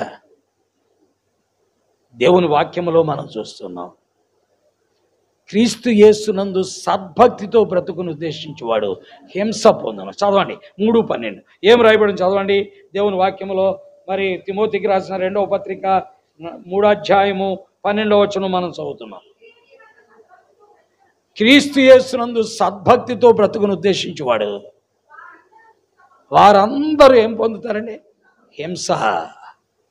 క్రీస్తు యేసునందు సద్భక్తితో బ్రతుకును ఉద్దేశించి వారందరూ కూడా హింస పొందుతారు. అంటే వాళ్ళకి శ్రమలు పెద్ద లెక్కలేవు, కష్టాలు పెద్ద లెక్కలేవు, లేమి కానీ కరువు కానీ వస్త్రహీనత కానీ ఏదీ లెక్కలేదని 8వ అధ్యాయంలో మనం చదువుతున్నాం. దేవుని వాక్యంలో 8వ అధ్యాయంలో మనం చదువుతుంది అదే కదా. ఏమని రాయబడిందండి 8వ అధ్యాయంలో? మీకు తెలుసు కదా, చదవండి. రోమాపత్రిక 8వ అధ్యాయం 33వ వచనం 35వ వచనం మనం చదువుతాం. రోమా 8:35 ఏమి రాయబడిందో మీకు తెలుస్తుంది. అది క్రీస్తు యేసునందు సద్భక్తితో బ్రతుకును ఉద్దేశించే వాని జీవితంలో నుండి క్రీస్తు ప్రేమ నుండి ఏది మనల్ని ఎడబాపు. ఏంటండి? శ్రమ అయినా, బాధ అయినా, హింస అయినా, కరువైనా, వస్త్రహీనత అయినా, ఉపద్రవమైన, ఖడ్గమైన ఎడబాపునా. అంటే ఏ శ్రమ అయినా నేను దేవుడికి దూరం చేయదు.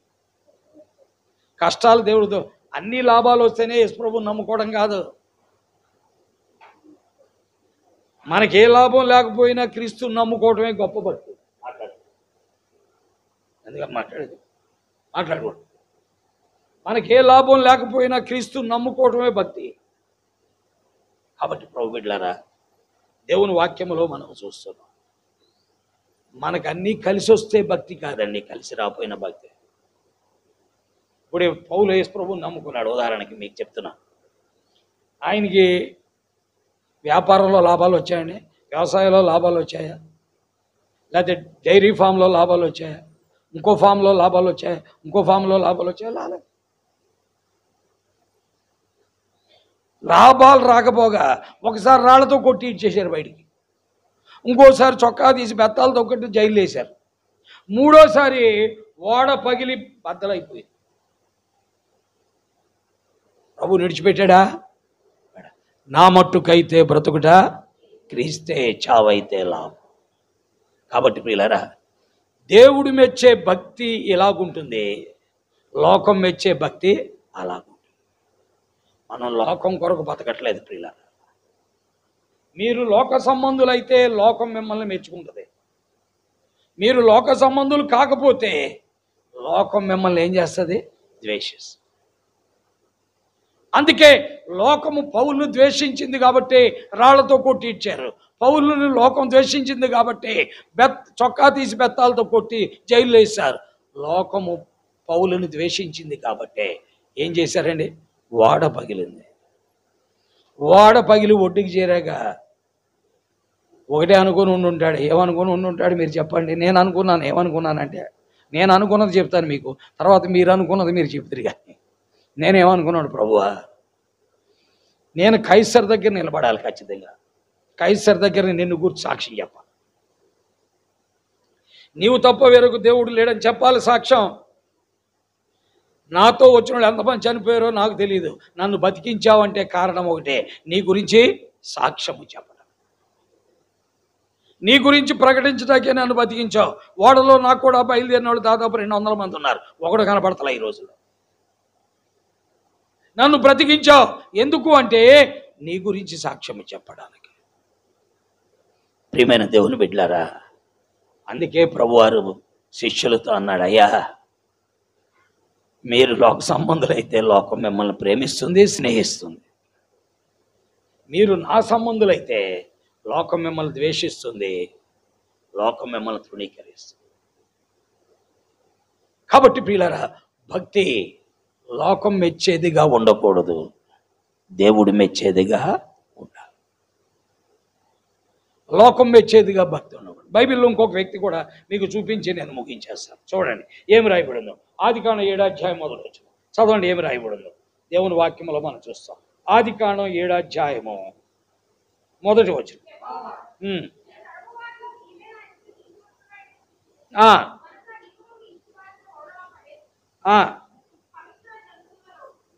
ప్రియులారా చూసారా ఏమన్నాడంటే, ఈ లోకములో ప్రస్తుతం ఉన్నవారిలో ఈ 750 కోట్ల జనాభాలో ఇదిగో ఈ ఎబినెజర్ మెట్ట మీదకి వచ్చే మందిరంలో ఉన్న విశ్వాసులే నా ఎదుట నీతిమంతులు అని ప్రభు అన్నాడు అనుకోండి, ఎలా ఉంటుంది చెప్పండి? ఈ 750 కోట్ల జనాభాలో ఏలూరు జిల్లాలో కూచుంపూడి గ్రామంలో మెట్ట మీద మందిరానికి వచ్చేటువంటి బిడ్డలే నా ఎదుట నీతిమంతులుగా ఉండుట నేను చూచి తిని అని అన్నాడు అనుకోండి, ఎలా ఉంటుంది మీరు చెప్పండి? ఆనందంగా ఉంటుందా, దుఃఖంగా ఉంటుందా? ఎంత సంతోషం అండి అది, ఎంత సంతోషం అంటే నువ్వు నాశనం అవ్వేక, నువ్వు నరకపాత్రుడు అవ్వవు, అగ్నిగుండం పాత్రుడు అవ్వవు, యుగయుగాలు దేవునితో ఉంటా. ఓ ఎంతో ప్రశాంతంగా ఓడలో కూర్చొని ఉంటావు. ఎందుకంటే ఆ నోహుతో ఆ కాలంలో ఉన్న బహుశా మరి ఇప్పుడు 750 కోట్ల జనాభా, ఆ కాలంలో నేను అనుకోవడం 1 కోటి మంది కూడా ఉండరు. నాకు తెలిసిన మటుకి ఒక 50 లక్షల మంది ఉండరు. ఎంతమంది ఉంటారండి? ఈ 50 లక్షల మందిలో నీవే నా ఎదుట నీతిమంతుడిగా ఉండుట చూచితిని. ఇప్పుడంటే 750 కోట్లు ఎన్ని సంవత్సరాల తర్వాత? నోహుకి మనకి ఎన్ని సంవత్సరాలు అండి? నోహుకి మనకి ఎన్ని సంవత్సరాలు? దాదాపు 6000 సంవత్సరాలు. 6000 సంవత్సరాల తర్వాత 750 కోట్లు అయ్యారు. 6000 సంవత్సరాల ముందు ఎన్ని కోట్లు ఉండొచ్చు? నాకు తెలిసిన ఒక 50 లక్షలు. మొత్తం ప్రపంచ జనాభా 50 లక్షలు. ఈ 50 లక్షల మందిలో నోహుని ఏమన్నా అంటే నీవే నా ఎదుట. ఈ రోజున 750 కోట్ల జనాభాలో ఏలూరు జిల్లాలో కూచుంపూడి గ్రామంలో ఉన్న మనలను ఒకవేళ ప్రభు మీరందరూ నా ఎదుట నీతిమంతులని దేవుడు సాక్ష్యం ఇచ్చాడు అనుకోండి, ఎంత గొప్పది, ఎంత గొప్ప సాక్ష్యం. దాని కొరకే మనము దేవుని దగ్గరికి ఏం చేయాలండి? రావాలి. దాని కొరకే మనము దేవుణ్ణి వెంబడించాలి. ఇది లోకం చెప్పేది కాదు, లోకాన్ని సృష్టించిన దేవుడు చెప్పేది. ఎందుకంటే దేవుని వాక్యంలో రాయబడిందిగా, లోకము ఆయన మూలముగా కలిగింది. ఎక్కడుందా మాట? యోహాను సువార్త 1వ అధ్యాయము 9వ వచనం 8వ వచనంలో మనం చూస్తాం. యోహాను సువార్త 1వ అధ్యాయము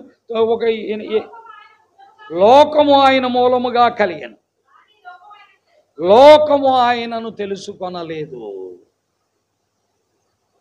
ఈ రోజున దేవుడు సృష్టించిన అన్ని తినేస్తున్నారు జనాభా, అన్ని తినేస్తారు. మామిడికాయలు ఆ ప్రభు సృష్టించినయే, జాంకాయలు ఆ ప్రభు సృష్టించినయే, కమలా ఫలాలు ఆ ప్రభు సృష్టించినయే, ఆ తర్వాత దానిమ్మకాయలు ఆ ప్రభుని సృష్టించినయే, ఆ తర్వాత అరటిపళ్ళు ఆ ప్రభు సృష్టించినవి, పొడవట్టుపళ్ళు ఆ ప్రభు సృష్టించినవి, చక్కెర గిళ్ళీలు ఆ ప్రభు సృష్టించినవే.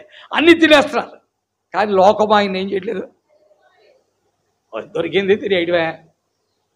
లోకం ఆయన ఏం చేయట్లేదు, తెలుసుకోవట్లే. చదవండి, ఏం రాయబడిన వాక్యంలో మనం చూస్తున్నాం. దేవుని వాక్యంలో రాయబడిన మాటలే. లోకము ఆయన మూలముగా కలిగిన కానీ లోకము ఆయనను, అది ఈరోజు కూడా లోకం ఇంకా ఆయన తెలుసుకోలేదు ప్రభు, తెలుసుకోలేదు ప్రియులారా.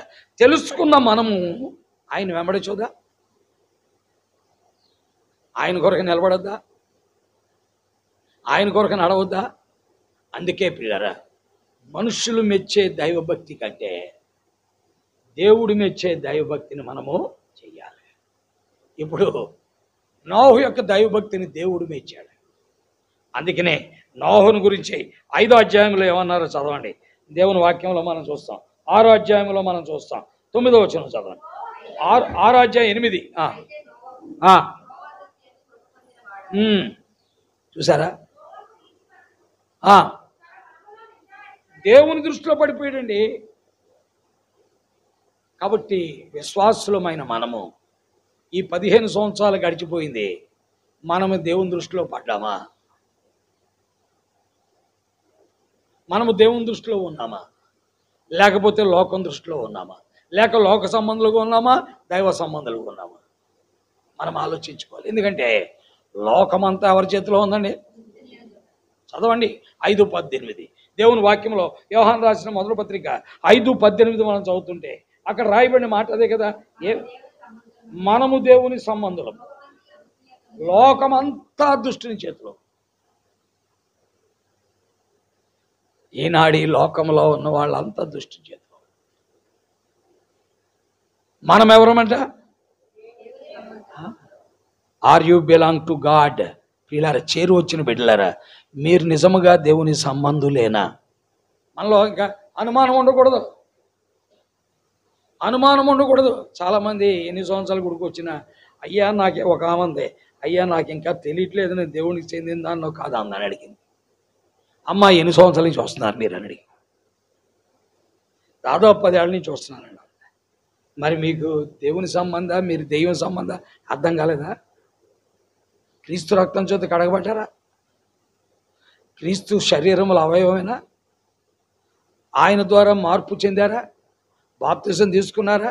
రక్షించబడ్డారా? వాక్యానికి లోబడుతున్నారా? అలాగైతే ఎవరి సంబంధం? మీరు దేవుని సంబంధం.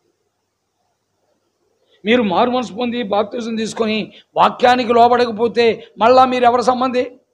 దెయ్యము సంబంధం. మారు మనసు పొందారు, బాప్తిజం తీసుకున్నారు, వాక్యానికి లోబట్ల, అప్పుడు ఏమైపోతామంటే దెయ్యం సంబంధంలో అయిపోతాం. అందుకే ప్రియులారా, ప్రభువు చెప్పిన మాట ఏంటంటే మనము దేవుని లోకములో నుండి వేరు చేశాడు మనందరినీ.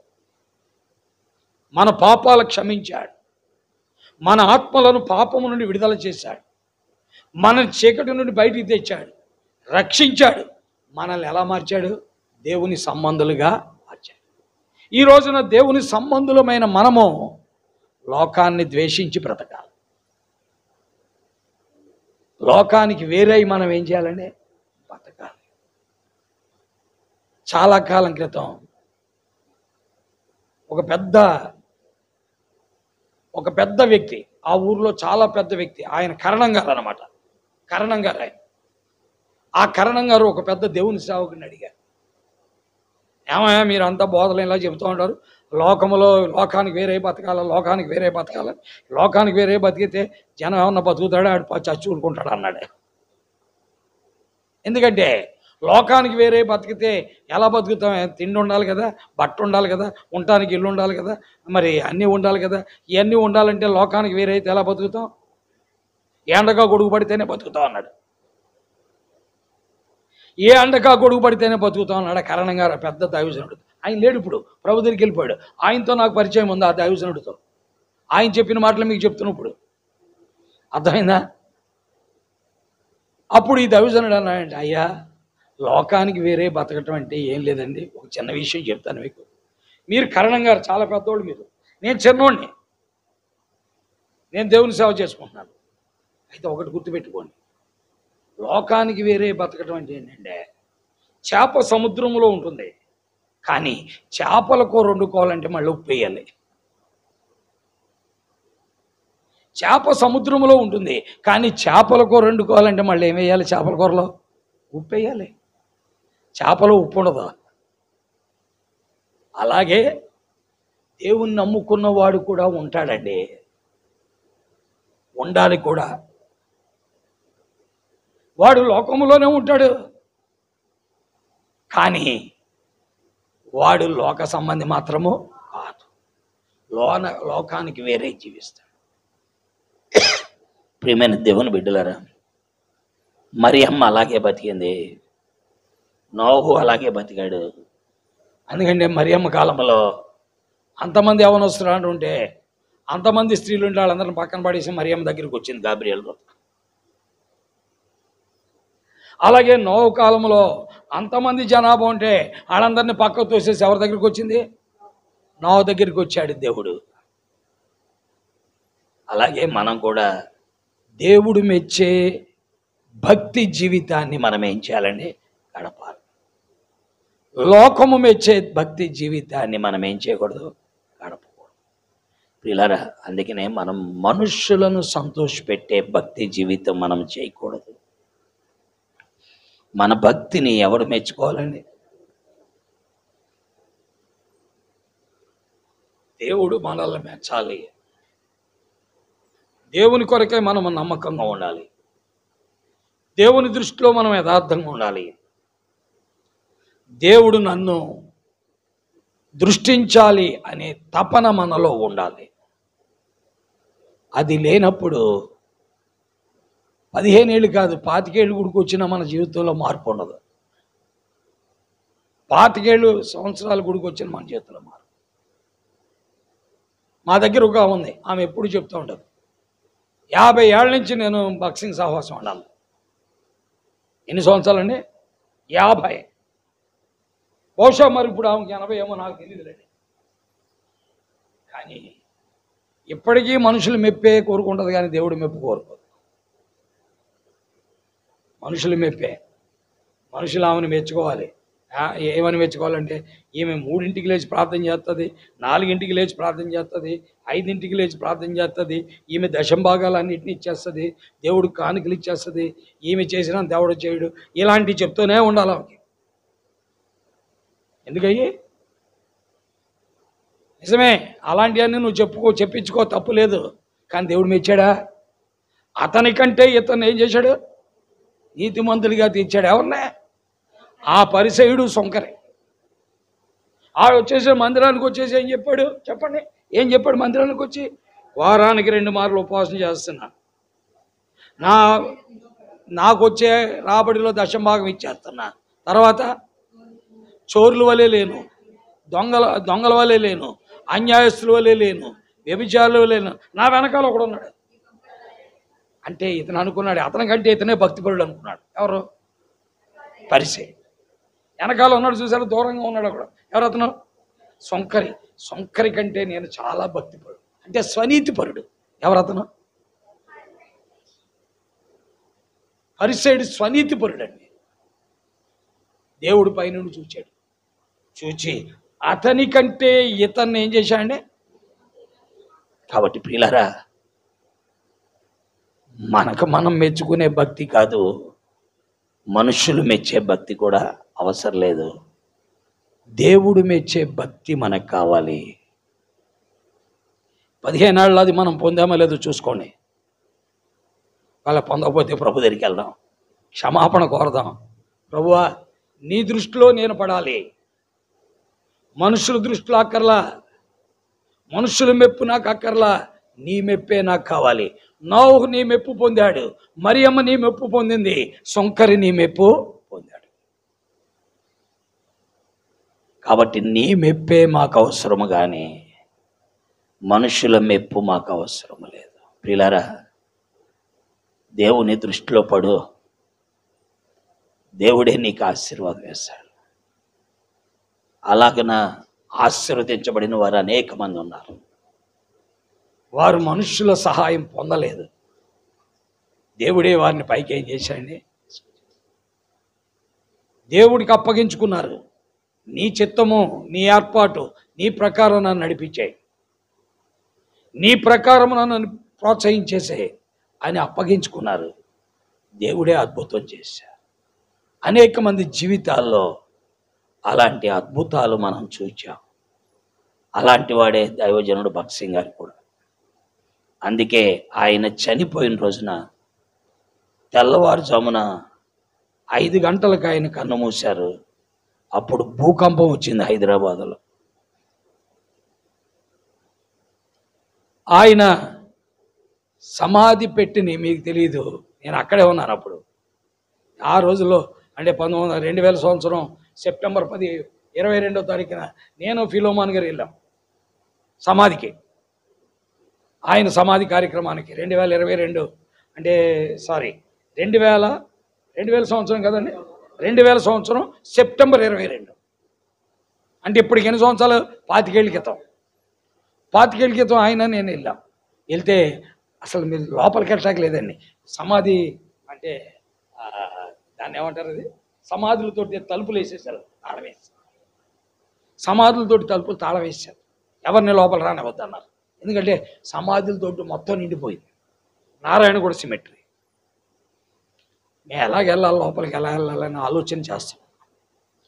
ఈ లోపల మాకు ఒక దేవుడు ఒక అవకాశం. ఇలా చూసేటప్పటికి ఆ గోడ దగ్గర ఒక సైకిల్ జారబెట్టుకుంది.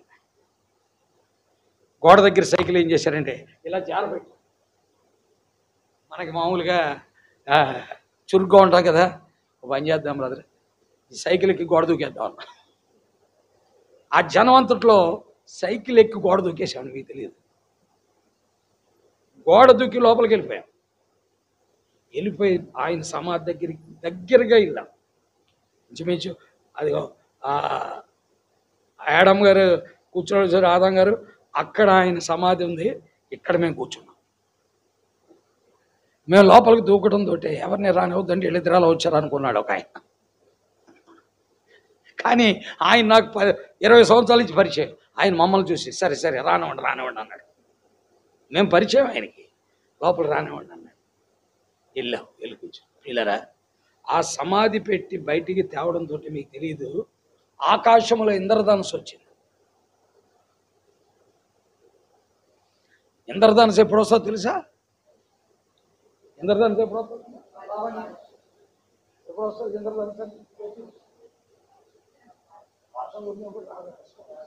సాయంకాలం 4 గంటలప్పుడు వస్తుంది. ఎందుకంటే సూర్యుడు అస్తమించే టయానికి వర్షం కురిస్తే అప్పుడు వస్తుంది ఇంద్రధనుస్సు, మధ్యలో రాదు. నువ్వు 11 గంటలకు వర్షం కురిస్తే ఇంద్రధనుస్సు రాదు, రోజు కురుస్తుంది కదా. ఎప్పుడైనా చూసావా? 12 గంటలకు కూడా కురుస్తుంది, చూసావా? ఇది నేను 5వ తరగతిలో పాఠంలో చెప్పిన మాట ఇప్పుడు చెప్తున్నాం మీకు. నాకు ఇప్పుడు గుర్తుంది ఆ మాస్టర్ చెప్పిన మాట. 5వ తరగతిలో చెప్పాడండి. 11 గంటలకు కురిసినా రాదు, 12 గంటలకు కురిసినా రాదు, 1 గంటలకు కురిసినా రాదు. సాయంకాలం సూర్యుడు అస్తమించేటప్పుడు 4 గంటల సమయంలో వర్షం కురిస్తే అప్పుడు వస్తుంది. అలాగ వచ్చిన రోజులు ఎన్నోసార్లు నేను చూసేదాన్ని. అయితే ఈయనకి 11 గంటలకు వచ్చింది ఇంద్రధనుస్సు, వర్షం కూడా లేదు. ఎవరికి? భగత్ సింగ్ గారు 11 గంటలకి ఎలా తీసుకొస్తున్నారు, పైన ఇంద్రధనుస్సు వచ్చింది. ఆయన కూడా చూశాడు. ఆవిడ చూశారా మీరు? వర్షం లేదు, ఏమీ లేదు. అంటే అప్పుడు అనుకున్నాం, ఇది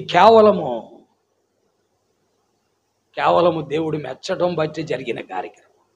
ఒక వ్యక్తిని దేవుడు మెచ్చుకున్నాడు అనుకోండి,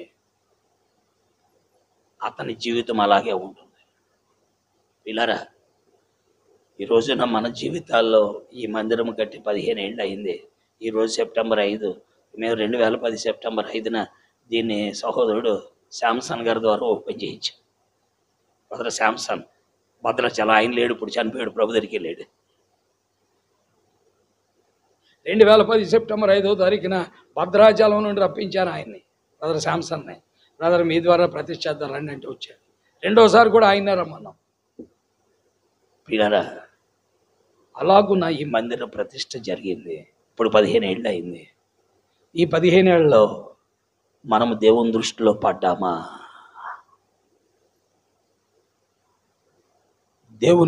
దేవుడు మనల్ని మెచ్చుకుంటున్నాడా? నోహు వలె, మరియమ్మ వలె, సొంకరి వలె మన పైన ఆయన దృష్టి పడిందా? దేవుని స్తోత్రం. అలాగైతే మనము, మన బిడ్డలు, మన కుటుంబాలు నిజంగా ధన్యకరమైనవే. ఒకవేళ పడలేదు, ప్రభువుని అడుగుదాం. ప్రభువా, నీ దృష్టిలో మేము ఉండాలి, నీ దృష్టి మా పైన పడాలి, మా కుటుంబం పైన పడాలి. ఈ లోకం మాకు శాశ్వతమైనది కాదు. ఈ లోకం ఎంతకాలం ఉంటుంది అనేది, ఎంతకాలం ఉంటుంది నాకు తెలిసిన మటుకి ఇంకా కొద్ది కాలమే, ఇంకా లేదు, అయిపోయింది దీని పరిస్థితి.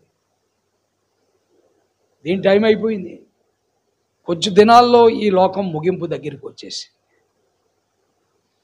అప్పుడు నేను మొన్న ఈ మధ్య అనుకున్నా, మనకి దాదాపు ఇన్ని మందిరాలు ఉన్నాయి, ఇన్ని ఇళ్ళు ఉన్నాయి, ఇన్ని స్థలాలు ఉన్నాయి, ఇన్ని వాకిళ్ళు ఉన్నాయి, ఇవన్నీ మనకు కూడా అవుతాయా ఏంటి అని ఆలోచన చేసి ఒకసారి కుర్చీలో కూర్చొని, మనకు కూడా వచ్చేది ప్రభు ఒక్కడే కదా, ప్రభుతో మనకుండే సంబంధమే, ఏది రాదు. అప్పుడు నేను అన్నాను, ఒకవేళ క్రొత్త ఆకాశం క్రొత్త భూమి వస్తే అప్పుడు ఇవి ఉంటాయా? మన పొలం ఎక్కడ? కొత్త ఆకాశంలో. మన స్థలం ఎక్కడ? కొత్త ఆకాశంలో. మన ఇల్లు ఎక్కడ? కొత్త ఆకాశంలో. పిల్లరా, ఇవన్నీ మనం ఆలోచించుకోవట్లేదు. ఏదో యానివర్సరీస్ రావటం, ఒక మేకను వదిలించటం, ఆ మేకతో భోజనాలు చేయటం, పాస్టర్ గారికి ఏమో బాగా ఫ్రై చేసి పెట్టడం, ఈయన పొట్ట ఎక్కడి నుంచి ఎంతో దూరం చేయటం, ఇదే సరిపోతుంది. కానీ దేవునికి మనకి మధ్య ఉన్న సంబంధం బాగున్నట్ల. ఇది చాలా ముఖ్యం ప్రియులారా. నేను ఒకరోజు కుర్చీలో కూర్చొని బైబిల్ చదువుతూ, ఒకవేళ క్రొత్త ఆకాశం క్రొత్త భూమి వస్తే నా ఇళ్ళు, నా పొలాలు ఎక్కడుంటాయి? ఎక్కడుంటాయి? కనికరమ్మ గారి ఇల్లు ఇక్కడే ఉంటుందా? ఎక్కడుంటుంది? ప్రియమైన దేవుని బిడ్డలారా, అందుకనే ప్రాముఖ్యమైన వాడు ఎవరండి? ప్రభువే. గుర్తుపెట్టు. ఆయన కొరకు మనం ఎంత నమ్మకంగా, విశ్వాసంగా, పరిశుద్ధంగా, ప్రత్యేకంగా ఆయన మహిమార్థమై బ్రతుకుతున్నామనేదే ప్రాముఖ్యం, జీవిస్తున్నామనేదే ప్రాముఖ్యం, చాలా ముఖ్యం ప్రియులారా. అలాగున్న దేవుని కొరకే మనం నమ్మకంగా ఉన్నామా లేదని పరిశీలించుకోవడానికే ఈ కూడికలండి. డబ్బులు ఎక్కువే కాదు ఇవి, అర్థమైందండి. కాబట్టి గ్రహిద్దాం. దేవుడు మెచ్చినటువంటి వ్యక్తులలో మనం చూచాం ముగ్గురిని. అలాగ మనం ఉండగలిగితే దేవుని స్తోత్రం. ఒకవేళ అలా లేగలేదనుకోండి, మనం నష్టపోయిన వారం అవుతాం. ప్రభు తన వాక్యమును మన గ్రహింపులోకి తెచ్చి ఆయనను వెంబడించినట్లుగా సహాయము చేయనుగాక. ఆమేన్. ప్రార్థన చేద్దాం. కళ్ళు మూసుకోండి. ప్రభు పాదాల దగ్గరికి వద్దాం. ప్రభువుకు అప్పగించుకుందాం. ఇంకా కొద్ది క్షణాల్లో భౌతికమైన భోజనం మనకి పెడతారు. కార్యక్రమం అప్పుడైపోయింది అనుకోబాకండి. ఈ మధ్యాహ్నం భోజనం శాకాహార భోజనం, సాయంకాల భోజనం మాంసాహార భోజనం. కాబట్టి దయచేసి మోకాళ్ళ మీదకి వచ్చి ప్రభు పాదాల దగ్గర మనకు దేవునికి సరి అయిన సంబంధం ఉందా లేదా ఇచ్చారు. మేము రక్షించబడాలని కూడా ఏనాడు అనుకోలేదు, నీ బిడ్డలం కావాలని కూడా మేము అనుకోలేదు.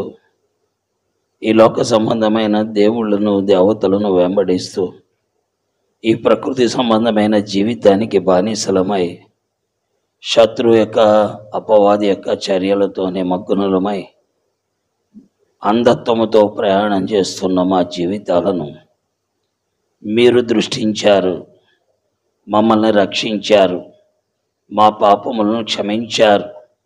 మా కొరకే మీరు సిలువకెక్కి సెలవులో శిక్ష అనుభవించి చిందించిన రక్తమును గుర్చిన అవగాహన కల్పించారు. నీ వద్దకు వచ్చే భాగ్యాన్ని ఇచ్చారు. నిన్నే దేవుడిగా, రక్షకుడిగా, విమోచకుడిగా, మా ప్రాణనాథుడిగా భావించే భాగ్యాన్ని కల్పించారు. మీకు స్తోత్రాలు చెల్లిస్తున్నాను తండ్రి. ఎన్నికలేని మా జీవితాల్లో మీరు తీసుకున్న ఈ శ్రద్ధ కొరకు వందనములు ప్రభువా. ఈ విధంగా 2010లో ప్రారంభించబడిన ఈ పరిచర్య, సెప్టెంబర్ 5వ తారీఖున ప్రారంభించబడిన ఈ మందిరము కొరకు మీకు వందనాలు. ఈ మందిరాన్ని, ఈ స్థలాన్ని మీరు కోరుకున్నారు తండ్రి. నీ వాక్యములో మీరు సెలవిచ్చిన రీతిగా నేను కోరుకున్న స్థలం ఇదే, ఇక్కడ నాకు బలులు అర్పణలు జరగాలని మీరు అపేక్షించి ఈ స్థలాన్ని నిర్ణయించి ఆ దినాల్లో సహోదరుడి ద్వారా మా గమనములోనికి మీరు తీసుకొచ్చి తద్వారా దీన్ని ఇక్కడ కలిగి ఉండటానికి, దేవాన్ని నిర్మాణమును ఏర్పాటు చేయడానికి మీరు అంగీకరించిన విధానము కొరకు వందనాలు. మీ అనుమతి లేనిదే మేము ఏ పని చేయలేం తండ్రి. మీ సహాయము లేనిదే మేము అడుగు కూడా వేయలేం. మీ యొక్క కృప లేనిదే మేము ఒకవేళ మా స్వంత తలంపులతో ఏ పని ప్రారంభించినా అది ఆగిపోతుందే కానీ కొనసాగదని మేము ఎరుగుతూ ఉన్నాం ప్రభువా. నీ యొక్క దయ ఆ విధంగా మీరు చూపించి ఈ విధంగా దీన్ని ఏర్పాటు చేసుకున్నారు. దాదాపు 2004లో ఇక్కడికి అడుగు పెట్టినప్పటి నుండి 2010 వరకు మేము గాలిలో ఉన్నప్పుడు 2010లో దీన్ని అనుగ్రహించి ఒక నిర్మాణమును కలిగి 2010 సెప్టెంబర్ 5న ఇక్కడ ఆరాధన ప్రారంభించడానికి సహాయం చేశారు. మీకు స్తోత్రాలు.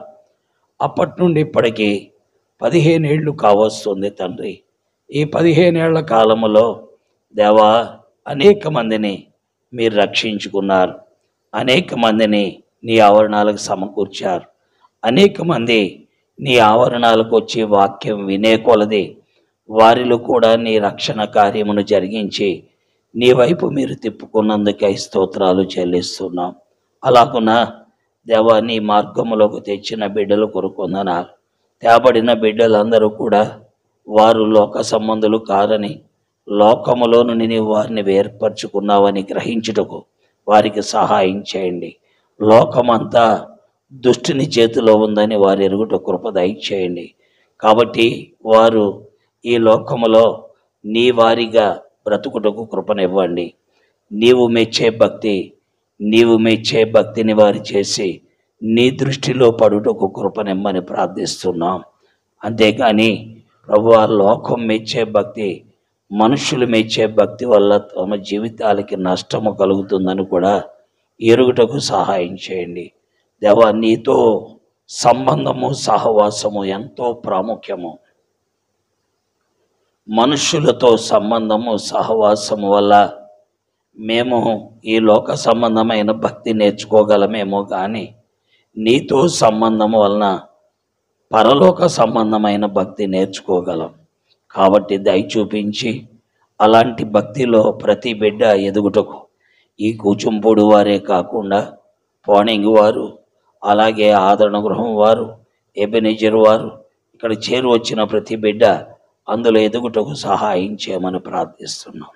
దేవా, నీ కృప మాకు అనుగ్రహించండి. నా మటుకు నేను ఎవరు మెప్పు కోరలేదు తండ్రి.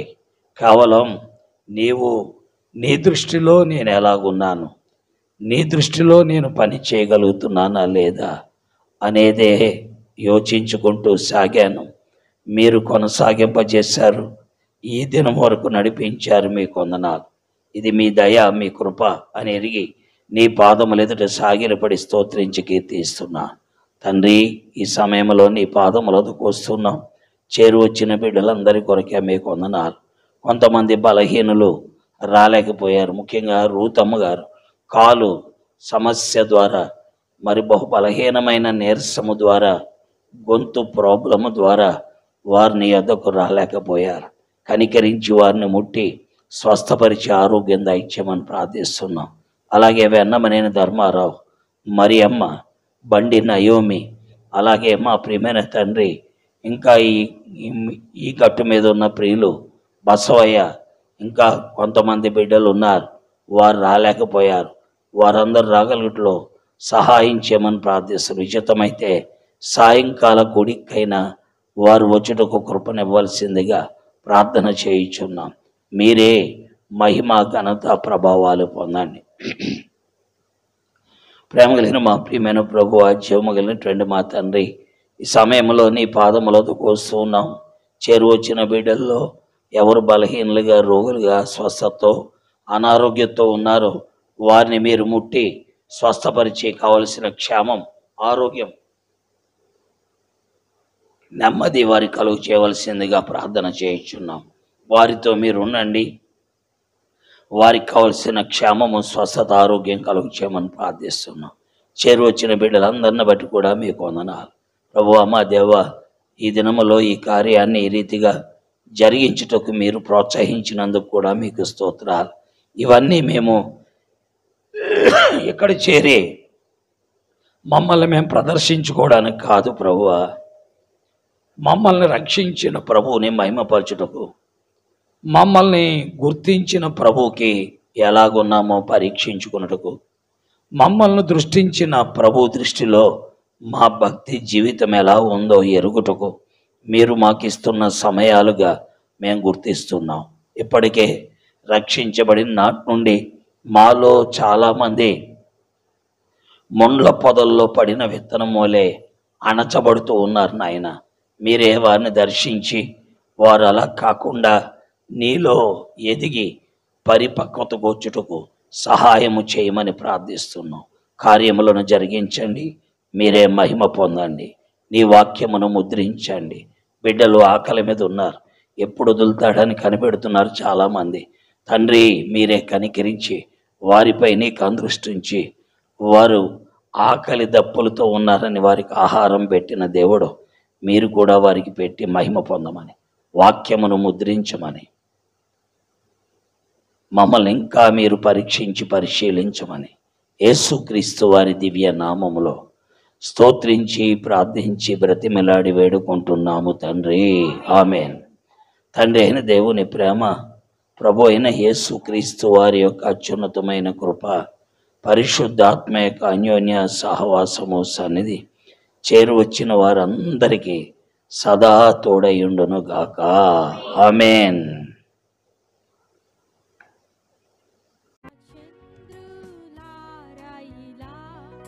దేవుని స్తుతించుడి, హృదయమును వెలిగించిన యేసుని స్తుతించుడి.